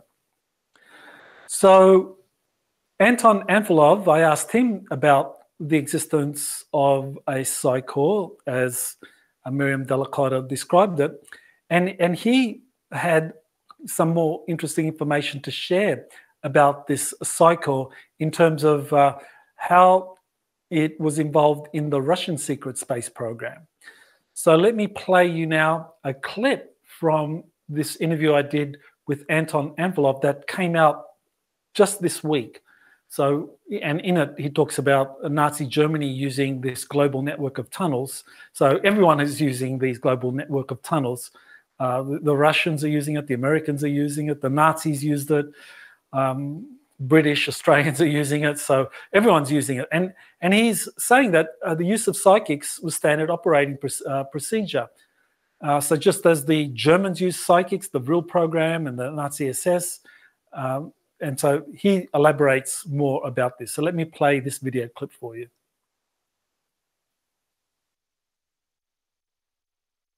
How significant, how important are psychics to the understanding, the development and reverse engineering of these advanced flying saucer technologies? Yes, sure. I know that psychics are used long ago in Russia and in Soviet Union. They were also used, starting from late 20s, when the special laboratory was created inside NKVD system, the predecessor of the KGB. It was called NKVD, and this laboratory was under the leadership of Gleb Boki, the famous guy in the Soviet Union during even Stalin's times. And later it was organized. He was killed by official order by the court and during the repressions in Stalin's time. And later it was World War II, big mess, and a lot of psychics were used, a lot of them, like Wolf Messing in the Soviet Union. He was very famous, and he consulted even party bosses of the Soviet Union, and talks started even, he even consulted Joseph Stalin at those times. And evidently that's true, I believe so. And I know the fact that several psychics, remote viewers, were taken to Zhukovsky Air Base already in the years after 2000. During this 21st century, they took these guys to this underground hangar, to this underground lab in Zhukovsky, southeast of Moscow, and they showed them these two objects, UFOs. They kept there, recently recovered in the year 2000, and they told them, guys, look, what can we do with them, what you see inside, how they are made, what is the importance, and so on and so forth. They had the whole list of questions to these psychics to help them to master this technology and to reveal what is that and how they can use these recovered vehicles, UFOs, I mean, crashed, recovered, and kept in Zhukovsky Air Base underground, southeast of Moscow. It's very nearby to Moscow, and then they moved them to Chelyabinsk region, to this nuclear center under the ground, the main Soviet repository, Russian repository today of the crashed, recovered UFOs. And also other locations also used for that purpose. So that's standard practice, to use psychics and their mental abilities.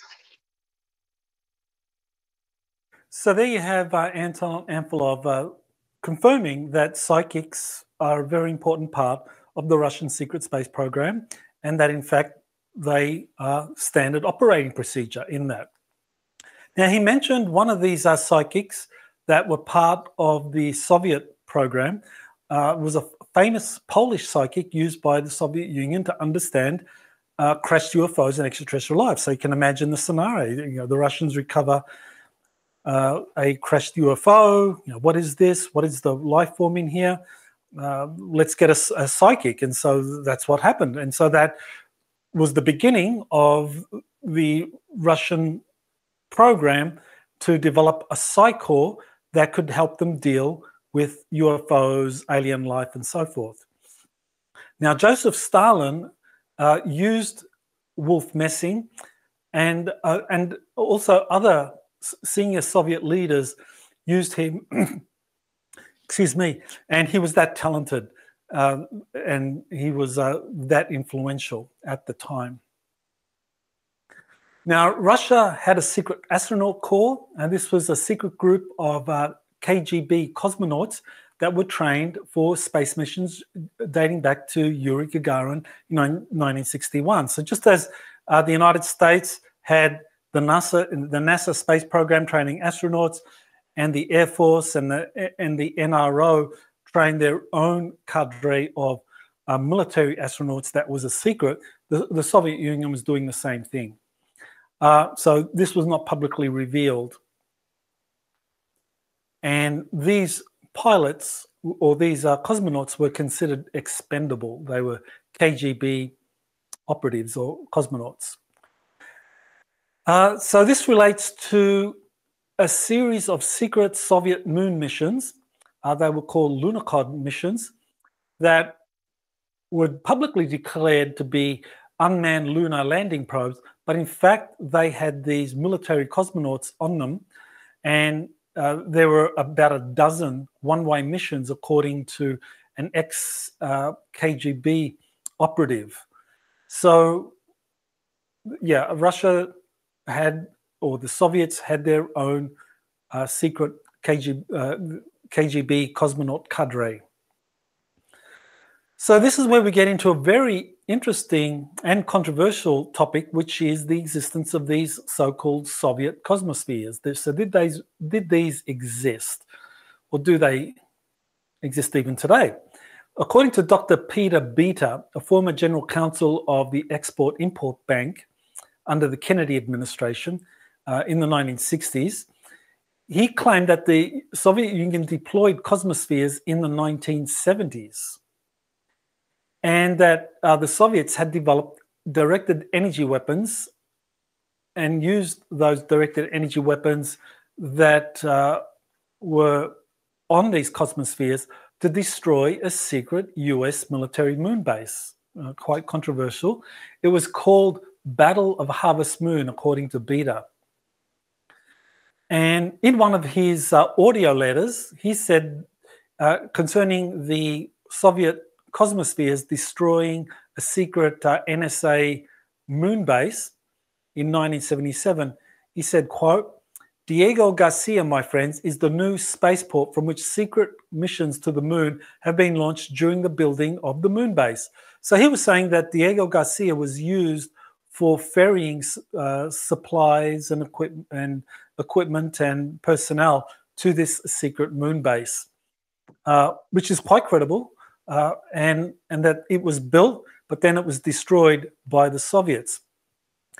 He went on to describe exactly what happened. The Soviet Union began bombarding the moon base with a neutron particle beam on September 27, 1977. And by that evening, as Americans looked up at the harvest moon, the last few Americans on the moon were dying of neutron radiation. America had lost the Battle of Harvest Moon. Okay, so is this something that really happened? It is a very controversial thing. Peter Beta's letters, I think, were releasing genuine information, but sometimes genuine information is surrounded by a litany of lies. I mean, I think it was Churchill that said that in times of war, truth is so precious that she needs to be protected by a litany of lies.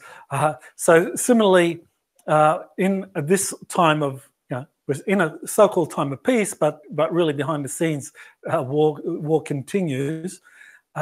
Yeah, there's a lot of disinformation. Now, there is a leaked State Department document that WikiLeaks put out that described a State Department official being interested in this story about a secret US moon base being destroyed by Russian cosmospheres. So it wasn't just Peter Beta's imagination or disinformation. There were people in the State Department, maybe they were fooled by this, or maybe they thought that there was some truth here, or they were simply out of the loop. So there were State Department officials that were interested in these claims of a secret US moon base destroyed by USSR. So there's the evidence that there was official interest in what Peter Beta had revealed back in 1977.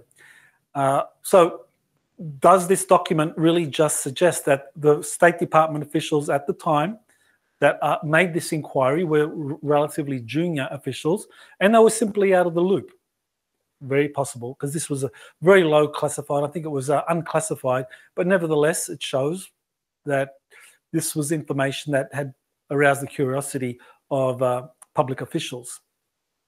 Now we get to modern day Russia and what kind of weapons they have. I mean, these so-called directed energy weapons stationed aboard cosmospheres or Russia's secret space program. How prevalent are they? I mean, how much do we know about them? Well, there's an article in the Debrief titled "The Strange Tale of Russia's UFO Wonder Weapons Based on New Physical Principles." So this is authored by Tim McMullen back in December of 2022, I think it is. So I read that correctly.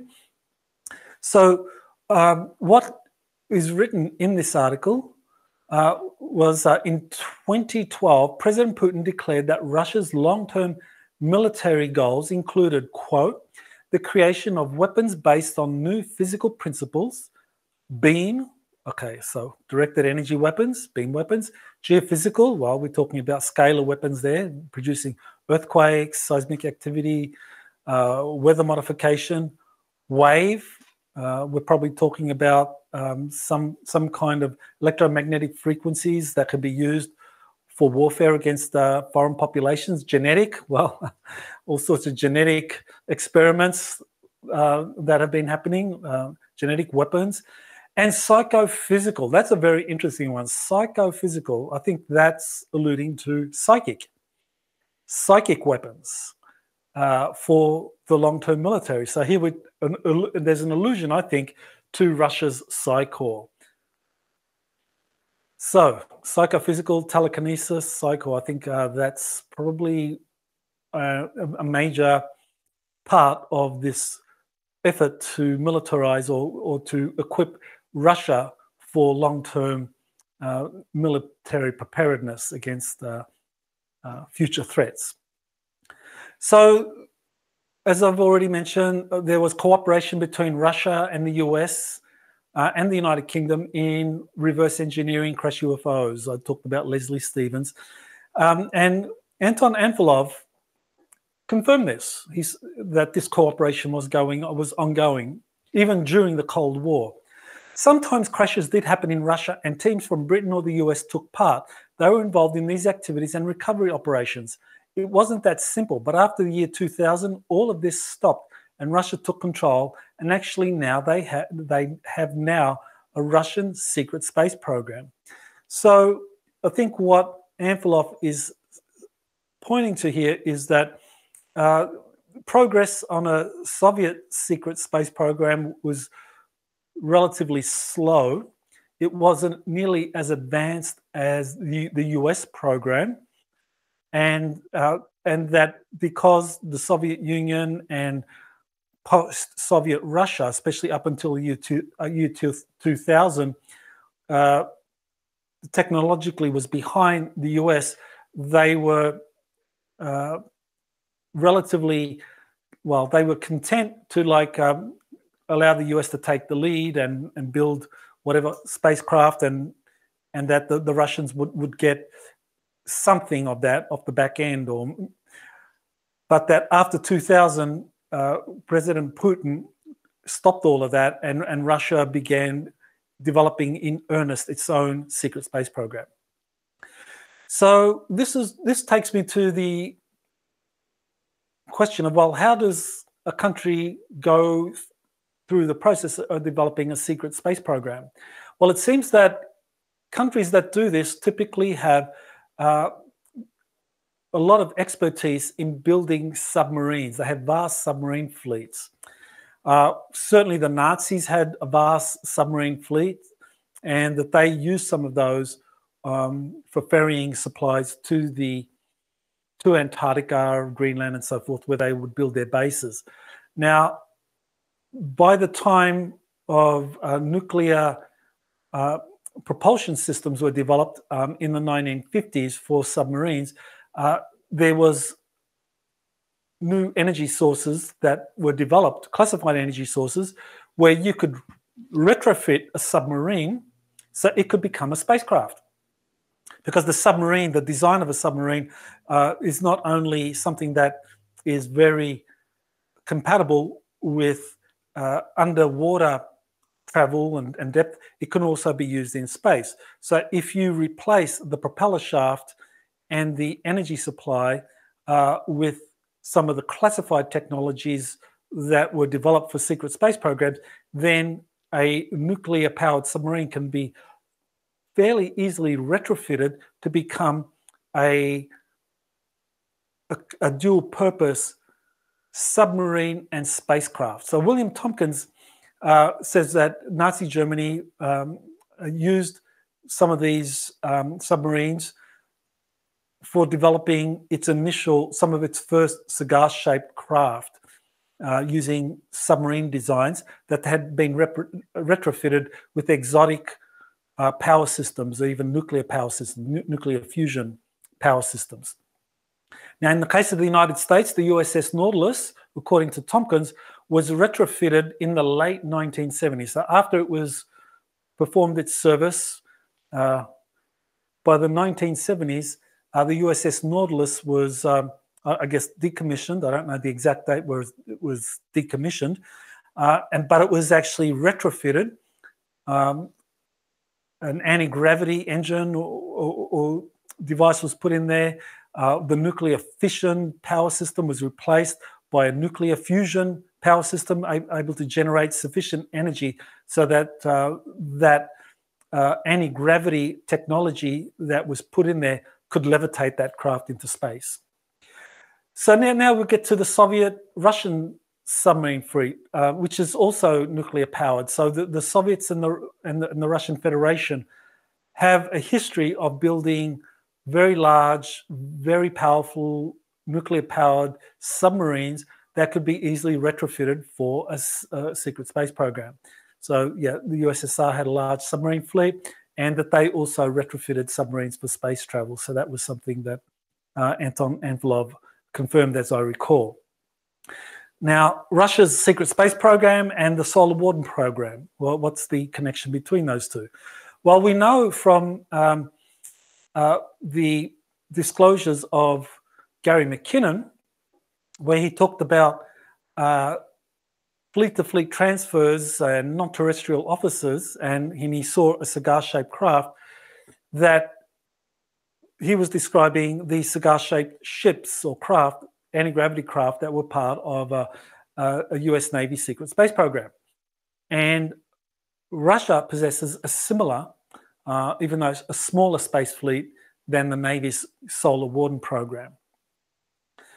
So the existence of a Russian secret space program that is technologically sophisticated, but not as sophisticated and not as large as the US space program, is something that Anton Anvilov has corroborated in his interviews, and based on his extensive interviews with hundreds of Russian and Soviet insiders, and his scrutiny of documents and so forth. Now, this is something that actually has been, I think, revealed in a soft disclosure format. So there was a soft disclosure of a Russian secret space program in the Stargate SG-1 program. So Stargate SG-1 for those that aren't familiar with it, it was sponsored by US Space Command. 2 US Air Force Chiefs of Staff played cameo roles. So it was something that had the support of Space Command and the US Air Force, and the producers were given access to Cheyenne Mountain and other Air Force facilities for production. Now, one of the elements of this show that ran for 10 seasons, and there's a lot of soft disclosure in there, was that it described the existence of a Russian secret space program. It described these Russian teams, and it described how Russia had its own Stargate program, smaller, not as sophisticated as the US program, but nevertheless, it was capable.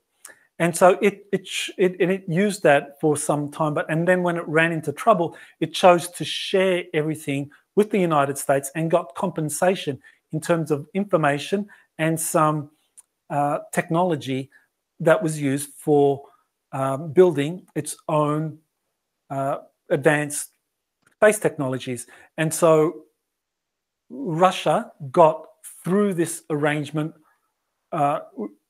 in the Stargate program its own intergalactic battle cruiser called the Korolevs. And I mentioned earlier Sergei Korolev, the father of Russia's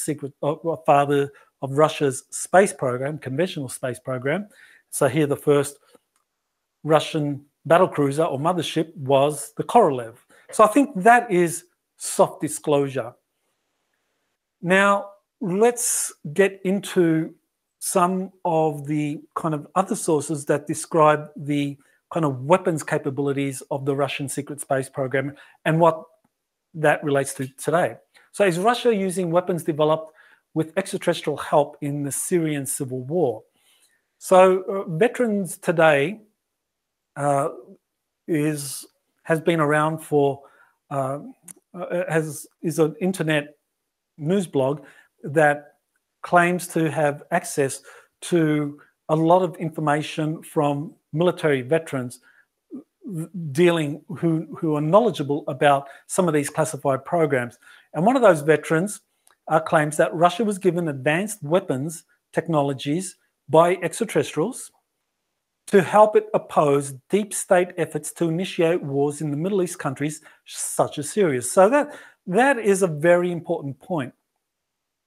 You know, earlier on, I mentioned the deep state and how it was wanting to collaborate with the Antarctic Germans and how there was collaboration between the US Navy and the Soviet Union to collaborate, while on the surface you had this kind of Cold War that was largely orchestrated by the deep state. So you had a kind of tug of war in a way. You had once the deep state trying to manufacture war, more conflict, whereas the kind of this Earth Alliance wanted to cooperate and collaborate and share information. So here you have, I think, very important insights into this idea that the Russians were being helped by extraterrestrials to develop to develop weapon systems that they could intervene and prevent the destruction of a prominent Middle East country called Syria. Now, why would that have been important? Well, the reason is that there was a plan. There was a plan that was revealed by General Wesley Clark in 2001. I think it was 10 days after the 9/11 attack. And he described that there were 7 Middle East countries that included Iraq, Syria, Lebanon, Libya, Somalia, Sudan, and Iran that were targets for US wars over the next 5 years. And I believe that that process of targeting, removing the strong dictator leaders of these countries was really designed to create chaos, which is exactly what happened. And that chaos would allow the deep state to create a Gog and Magog war. So let's hear General Wesley Clark confirm that this was an actual plan that was actually in existence in late 2001. So let's listen to that.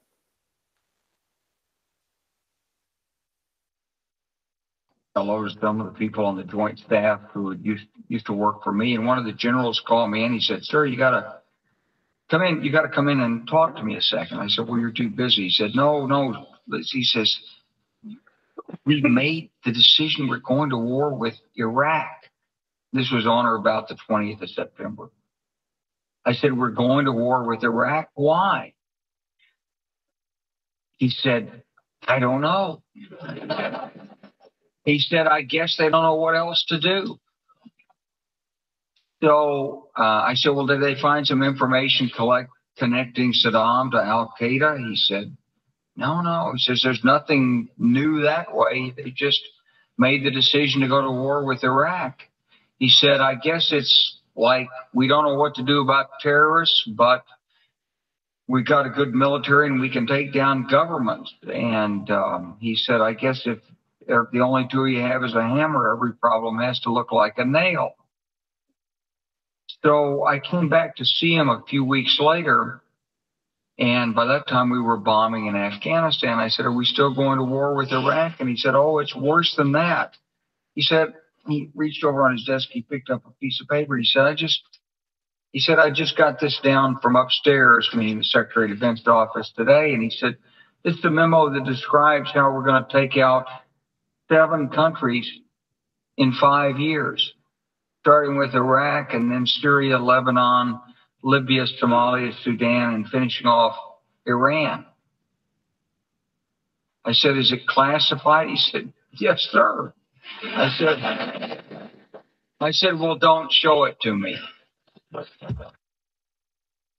Now, I think most of you would agree with me that this kind of plan to destroy the political leadership of 7 major Middle East countries is diabolical, and that this would be key evidence of a plan by the deep state, by these Satanists, by the Illuminati, whatever you want to call them, that would actually create chaos in the world.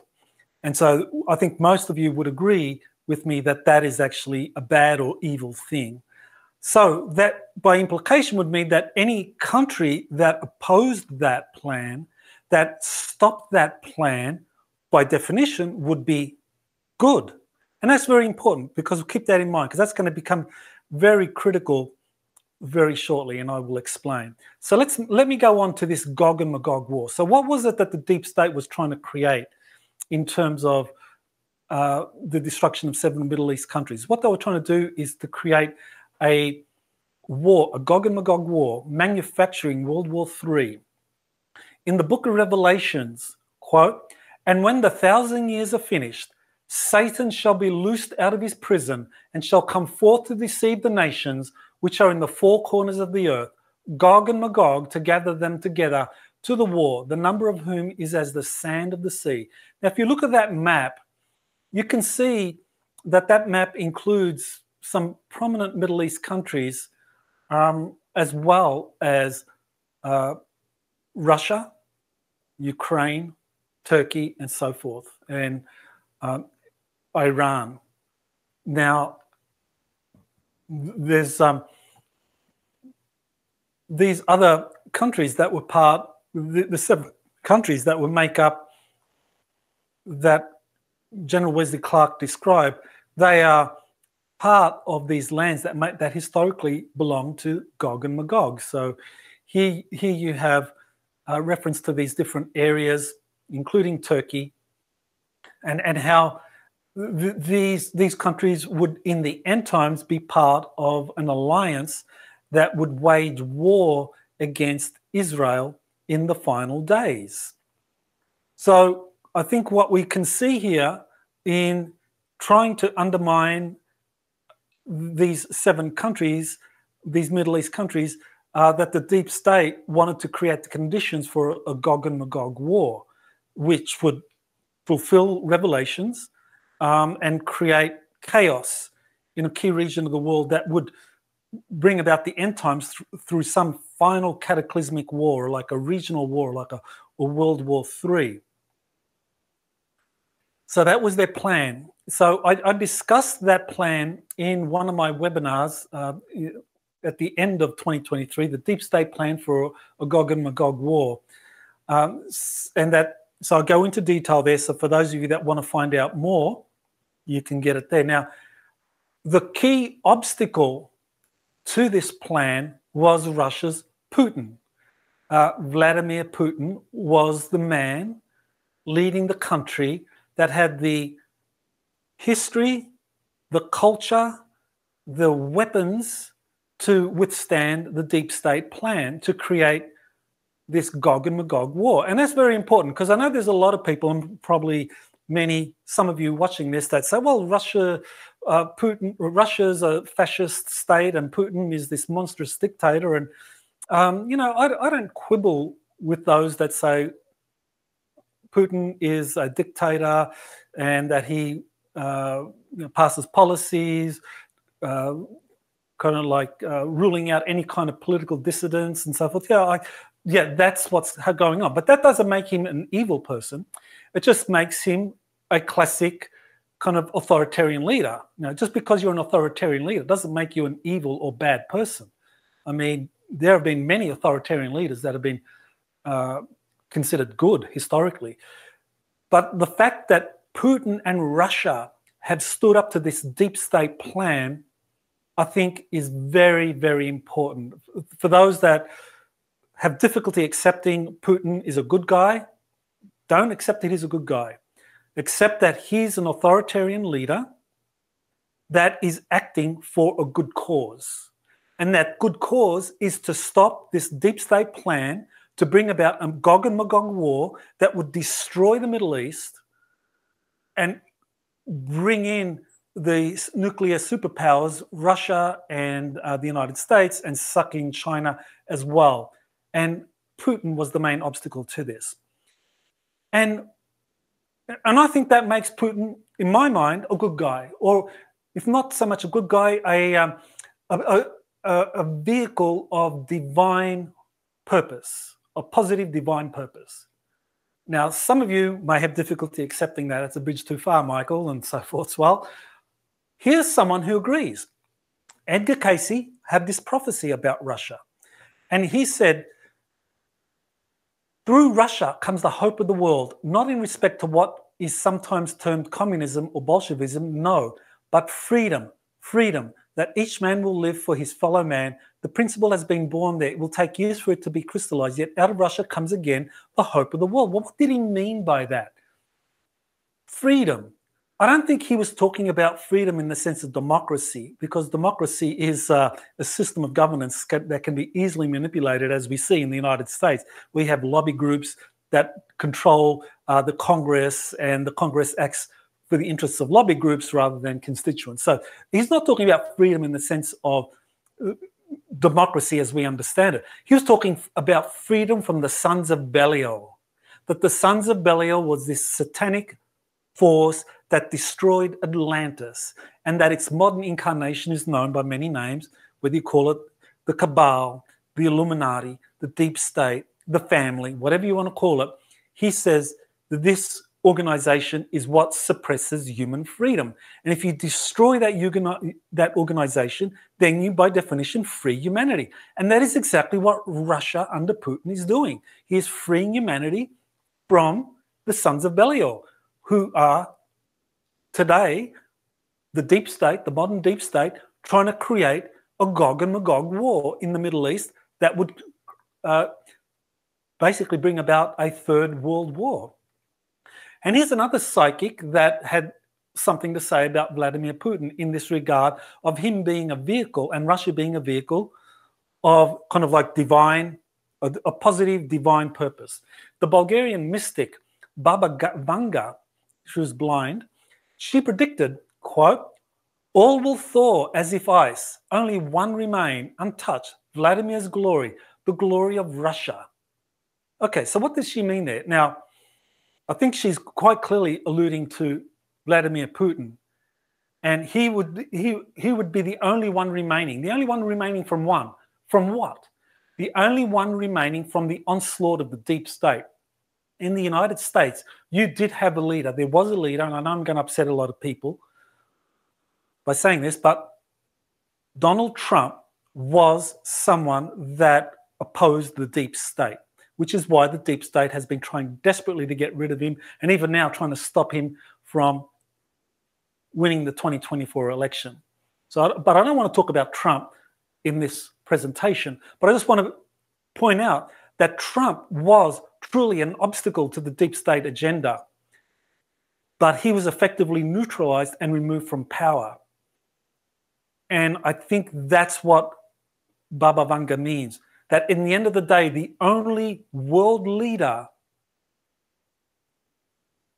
that would oppose the deep state or these satanic forces trying to bring about global destruction would be Russia and Vladimir Putin. Too much it is brought in a victim. Nobody can stop Russia. And she's absolutely right. I think what we are seeing today is that all the efforts to destroy, undermine Russia have failed. And I want to point out that Russia intervened in a critical time in April of this year. In April of this year, something happened that was very important. So just last month, we can look at the sunspot activity and the Iran-Israel conflict. So on April 1st, Israel attacks the Iranian embassy compound in Syria, in the capital, Damascus. So on April 1st, you can see here that the total number of sunspots was 32. Not that much by way of sunspot activity. But I think this was planned. Somehow, the deep state, using its Israeli asset, Benjamin Netanyahu, launched this attack knowing that Iran would respond, and that would set off a series of retaliatory actions that would then bring about this Gog and Magog war. I think that was the plan. And that they timed it to coincide with increased sunspot activity, which is known to be a time when humans are incredibly agitated, full of energy, and that war spirit is at its height. So is there evidence for this? Well, I think there is. April 14, Iran launches 300 plus missiles and drones at Israel. So on April 14, you can see here that there was 148 sunspots. Oh, sorry, that April 14, yeah. Was that April 14? I think it was April 14 or 13. Okay, I don't quite. All right, let's, April 14, Iran retaliates, and there's 148 there's 148 sunspots on that day. So the sunspot activity is off the wall. I mean, that's very intense. So a lot of sunspot activity. So the magnetosphere of the Earth is bombarded with all this solar radiation, and humans are agitated and aggressive, and testosterone is flying. Like, if you want a war, this is the time. Let's rumble. April 14, let's rumble. Deep state planned it. Here we go. April 19, the Israelis launched their retaliation against Iran's retaliation. So the Israeli retaliation was on April 19. And look at the number of sunspots, 240. Off the wall. I mean, that is really, really high. And I'll show you a historical chart soon so you can see just how high this was. This was planned by the deep state. They planned this. They planned for Israel to attack Iran on April 1st, knowing that this was the most propitious time for an escalatory series of strikes to take place that would plunge the region into this end times Gog and Magog war. And here's a historical chart of sunspot numbers that shows. You can see going all the way back to the 1600s, the number of sunspots. And you can see that historically the peak is around 250. And you can see that the last time we had like 250 sunspots, that was around here, around 1950 was the last time you had a peak of 250 sunspots. And then you had one going all the way back here, like in the late 1700s, another period of increase of high sunspot activity. Now, high sunspot activity, as I've been saying, actually is the most propitious time to launch a war. And that's when traditionally countries go to war. So if you look at this chart, you can historically map major regional wars when sunspot numbers are very high. So there has been studies done on this. So here's a study that was, this discusses some studies about sunspots being connected with global recessions, war, or famine. Whether it's a high or a low, high you get war, lows you get recessions and famines. Some sunspot activities is understood to be critical in these global events and processes associated with recessions, war, and famine. So the first person to talk about this, or kind of like point this out, was this Russian researcher, Petrim Sorokin, who was I don't know if he was a Russian researcher or an American with Russian heritage, but he was a Harvard sociologist, and he first proposed a link between sunspots and war in a 1938 paper in the American Sociological Review. Now, think about what I just said. So sunspot activity, high sunspot activity is conducive to launching major wars or for major wars to break out. And a major war was planned to break out in April of this year, just a few weeks ago. But it didn't. It didn't happen. Why didn't it happen? It didn't happen because Russia prevented it. Russia prevented the Iran-Israel war from escalating to this level where it would become a Gog and Magog war. So Vladimir Putin played the critical role in persuading Iran to retaliate in a non-escalatory way to avoid triggering a destructive regional war. So he explained to the Iranians what was going on. I think Putin was given good intelligence by his Psi-korpus of what the deep state plan was. So both the deep state and the White Hats, the Earth Alliance, used psychics. So Putin had his Psi-korpus brief him about what the plan of the deep state was. And so he did it. He intervened, and he got the Iranians to limit their response to Israel's initial attack in a way where no one was killed.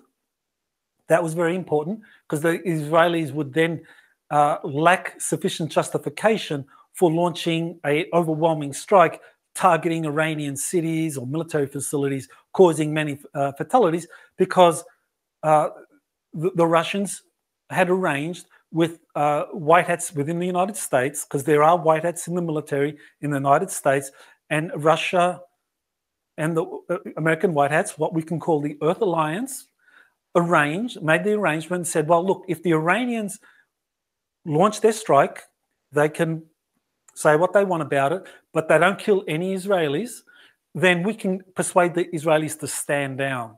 And that's what happened. The Israelis then stood down. Well, didn't quite stand down. They did launch a retaliation, but their retaliation that happened when sunspot activity was at 240, designed to be a peak period, a time when there would be this overwhelming aggression and kind of testosterone, and that was when the war spirit was strongest, that the Israelis retaliated. But Putin got the Iranians to stand down. He said, look, the Israelis, they need to do this. They have retaliated, but you can just pretend that nothing happened, that it was like no big deal. You don't even have to say it was an Israeli strike. And that's what the Iranians did. So Putin played that key role in preventing the Iranians from retaliating to Israel's strike. And now here we are on May 4, and the sunspot activity is going down. So the threat of war has passed. So I think you can make a good case that Putin and Russia have fulfilled certainly to a certain extent, fulfilled Edgar Cayce's prophecy of at least saving the world from a devastating Third World War. Now, as for freeing us from the sons of Belial, that's another matter. Now, I'm just looking at the time. It's 4:20. I have about another 15 slides to go. So I'll probably finish around 4:40. So no, I'll be another 15, 20 minutes in case anyone needs to have a quick break. All right, so let me go on. So now let's talk about Russia being part of this multinational alliance or Earth Alliance. And Russia was part of a mission to greet extraterrestrial visitors. This is based on information from one of my sources, JP, who's currently serving in the US Army. He's active duty. And he described in 2021 going on a mission that was multinational, that included Russia, to meet with an incoming group of extraterrestrial visitors that were arriving in motherships. He also described Russia and the US cooperating on space arcs, that these ancient space arcs that were found all over the Earth in subterranean locations, in underwater locations, off planet, on the moon and elsewhere, that there has been cooperation between the US and Russia on exploring and gaining possession of some of the advanced technologies on these space arcs. So JP described a multinational mission that he was involved in that involved the US, Russia, and Chinese soldiers going to rescue a group, or actually I think it was 2 Aztec Indians that were left on a space arc submerged in the Atlantic Ocean. So that was his second mission to the Atlantic space arc, and it was a rescue mission. And that Russian soldiers were part of that. So there you have Russian, Americans, and Chinese collaborating in 2000, I think this was 2023 as I recall, collaborating on a rescue mission on this submerged space arc. So it just shows that, as I described, the Cold War had this veneer of overt hostilities between the major military blocs. And today we have the same thing. There seems to be overt hostility between military blocs. On the one hand, you have the United States and NATO. On the other hand, you have Russia, China, Iran, and the BRICS nations and so forth. And they appear at each other's throats, right? But underneath, you have cooperation.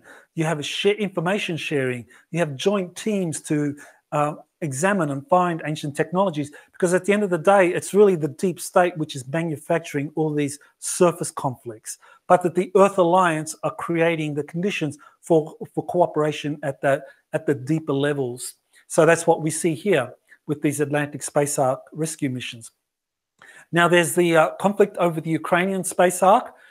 Now JP and Elena Danan, the Galactic Federation of Worlds, described that a large space arc was buried in Ukraine's Kherson Oblast and under Oleshki Sands National Park. So you can see here, this is Oleshki Sands National Park. So it's this kind of like circular looking natural sandy desert in an otherwise fertile Ukraine with all of this rich black soil.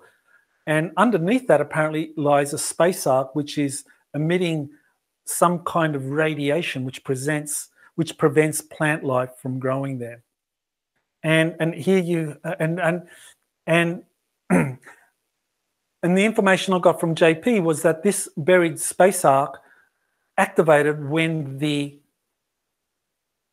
extraterrestrial motherships arrived in our solar system. So the space arcs all over the Earth began activating because they are connected to this incoming fleet of motherships. And as they activated, then there was a competition between the deep state and the Earth Alliance and Russia over who would get control of this space arc. And it's very interesting that you have the special military operation launched by Russia, which ostensibly was to free the Donbass region, which is kind of like over here in the Ukrainian map.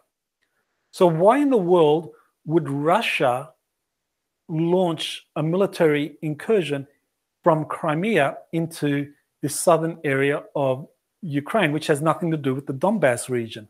So one explanation is that they did this because there's a buried space ark there in Kherson Oblast, and that the deep state was wanting to had found it once it activated, and it was going to exploit it for whatever purposes. And the Russians and the Earth Alliance decided that no, we can't allow this. So is there confirmation for this? Well, here you have Thorhan Eredian, whose information was relayed through Elena Danaan, and what he said was very revealing. He said the deep state, well, quote, the deep state was attempting to activate the ark, which they had found many years ago, buried underneath the sand in the lower southern part of Ukraine. The ark activated, so it was time Putin got his hands on it. So there you have this friendly group of extraterrestrial visitors saying that this space ark had been discovered years ago and the deep state was in control of it, but once it's activated and it became possible for its technologies to be used, that it was time for Putin to get his hands on it. And he went on, Thorhan went on to say that, quote, Putin has his hands on the other ark in the north of Russia, and he has been taught by positive extraterrestrials how to use this technology. So Thorhan is saying that Putin is working with positive extraterrestrials in utilizing these space ark technologies for a positive purpose. And what is that positive purpose? Stopping the deep state, preventing the sons of Belial from creating a global catastrophe again that brought about the destruction of Atlantis, that the deep state wants to create now to bring about the destruction of Western civilization and even something much worse.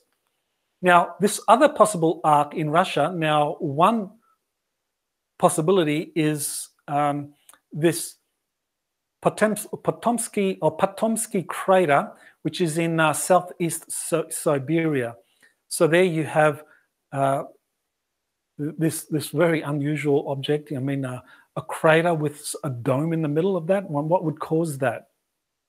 So according to Anton Anfilov, he thinks that this might be another space ark. So this could be the second space ark in Russia that Thorhan was referring to, or it could be something else. So the deep state and Russia battle over the Ukraine space ark. So this is very interesting. Thorhan went on to say, quote, this ark in North Russia is secured and in good hands, contrarily to the Ukrainian ark, which through to this day is in the hands of the Earth Alliance. It is still fought for by the deep state military base in the south of Ukraine, near the ark buried in the sand. So this gives us an important context for understanding this Ukrainian conflict, that it truly is that the Ukrainian side is an asset of the deep state, that the deep state is pouring arms, is pouring finances, personnel into Ukraine to perpetuate a war that was really from the beginning, as many experts have noted, unnecessary. That this was always a clear political conflict in the Donbass, and that could have easily been resolved. But the deep state wanted to create a larger war that would suck in Russia and would actually lead to the collapse of Russia. But the deep state didn't anticipate that Russia would come through it, not weakened, but actually stronger. So this is what, and so you can see the similarities here between the Oleshki Sands Nature Park and what was found in this Siberian crater. Okay, so Russia and the Jupiter Accord. So what do we make of these agreements that occurred in 2021 near Jupiter? Now, this information comes from Elena Danaan, and she provided a very interesting flowchart of the Jupiter Accords. She said that there were 14 countries in attendance. There were also major corporations involved, SpaceX, Blue Origins and Bigelow Aerospace and so forth, as well as the major Lockheed Martin and so forth, Northrop Grumman, all of those kind of traditional legacy corporations. So 14 countries, along with aerospace companies, attended these meetings, and that they were subjected to 12 independent meetings with representatives of the Galactic Federation and other extraterrestrials.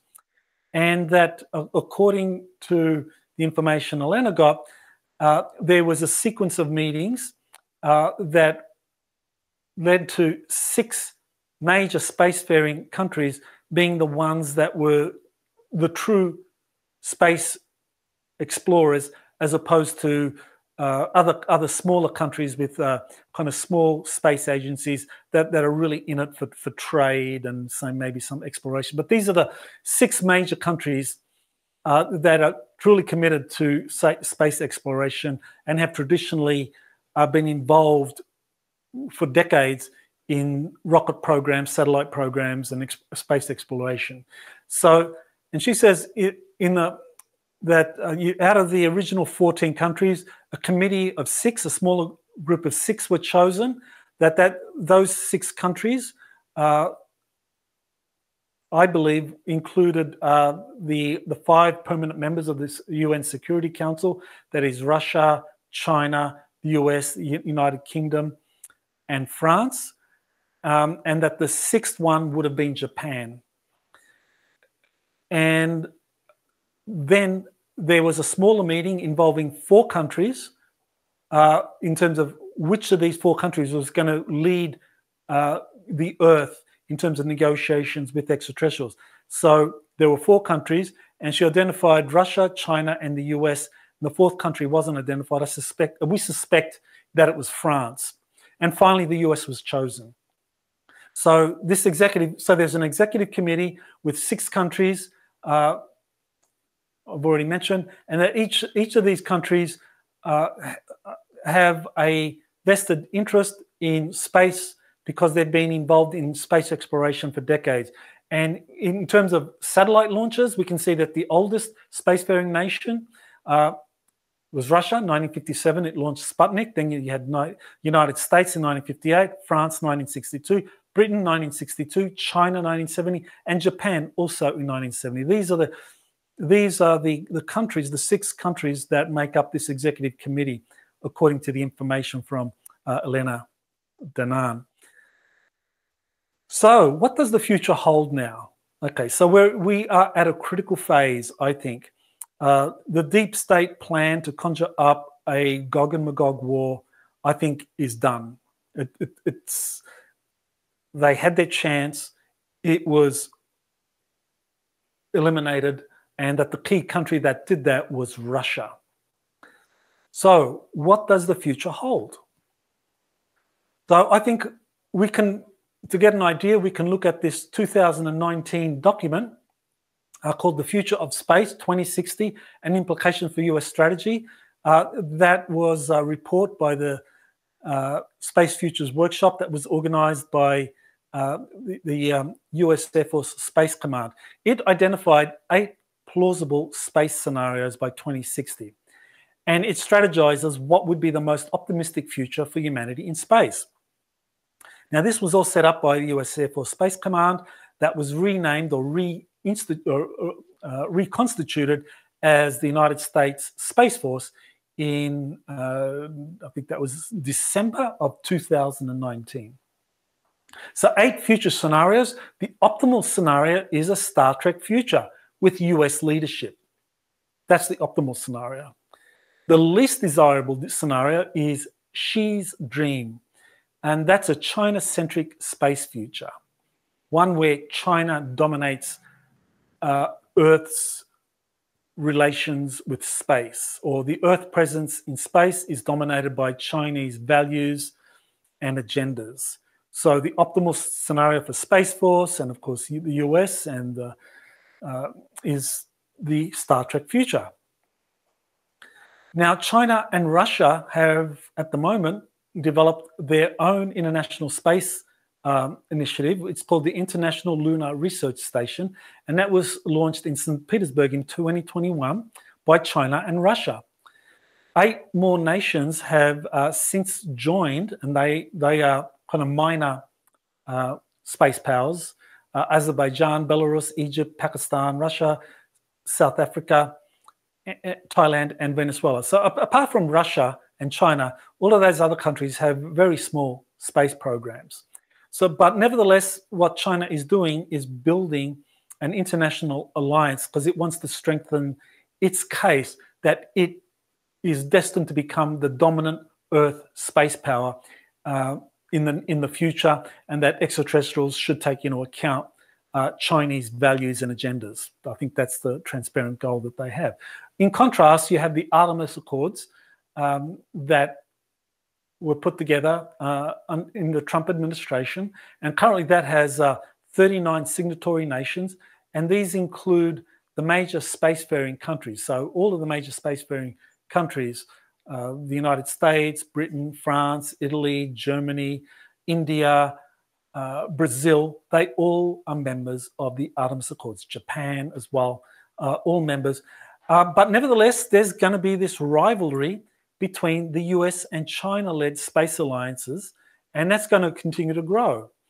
And Russia is the wild card, because even though on the surface you have this tension between the United States, NATO, and Russia over Ukraine and the Middle East and so forth, beneath the scene, there's a lot of cooperation. So Russia is the wild card, and I think everyone knows this. And so what is going to happen? I suspect at some point Russia will, after there's been a kind of, after this Ukraine conflict is over and the kind of like tempers have cooled a little bit, then Russia will realign itself. So, you know, once the truth is known about Russia's role in defeating the deep state, world opinion will turn. So I think that's very important. You know, whether you agree or disagree about Russia being an authoritarian state led by a dictator-like figure like Vladimir Putin, even if that is correct for some people, okay, if you want to argue that, fair enough. That doesn't mean that Russia did not play this very important, divinely inspired role in taking down the deep state plan to create a global Gog and Magog war, a third world war that would lead to utter ruination of the planet.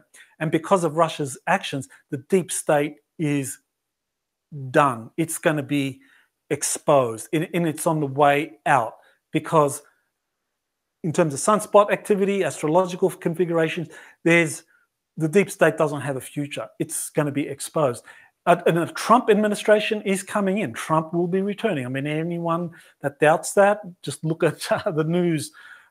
This Biden administration is losing legitimacy by the day. The Trump administration will come back, and Donald Trump will significantly improve relations with Russia. A Putin-Trump Earth alliance will be the death knell of the deep state. The deep state knows this, which is why the deep state, when Trump became president or was elected the president in 2016, did everything they could to make it impossible for Russia and the United States to collaborate, because the deep state knows that once you had Russia and the United States collaborating, both being led by these leaders, Trump and Putin, that the deep state's days would be numbered. And that I think this Trump-Putin future, this Earth alliance that they are involved in is going to be the death knell of the deep state, and that's going to create world peace. And world peace is important, because I think without global peace, you can't have the kind of disclosures that many of us want.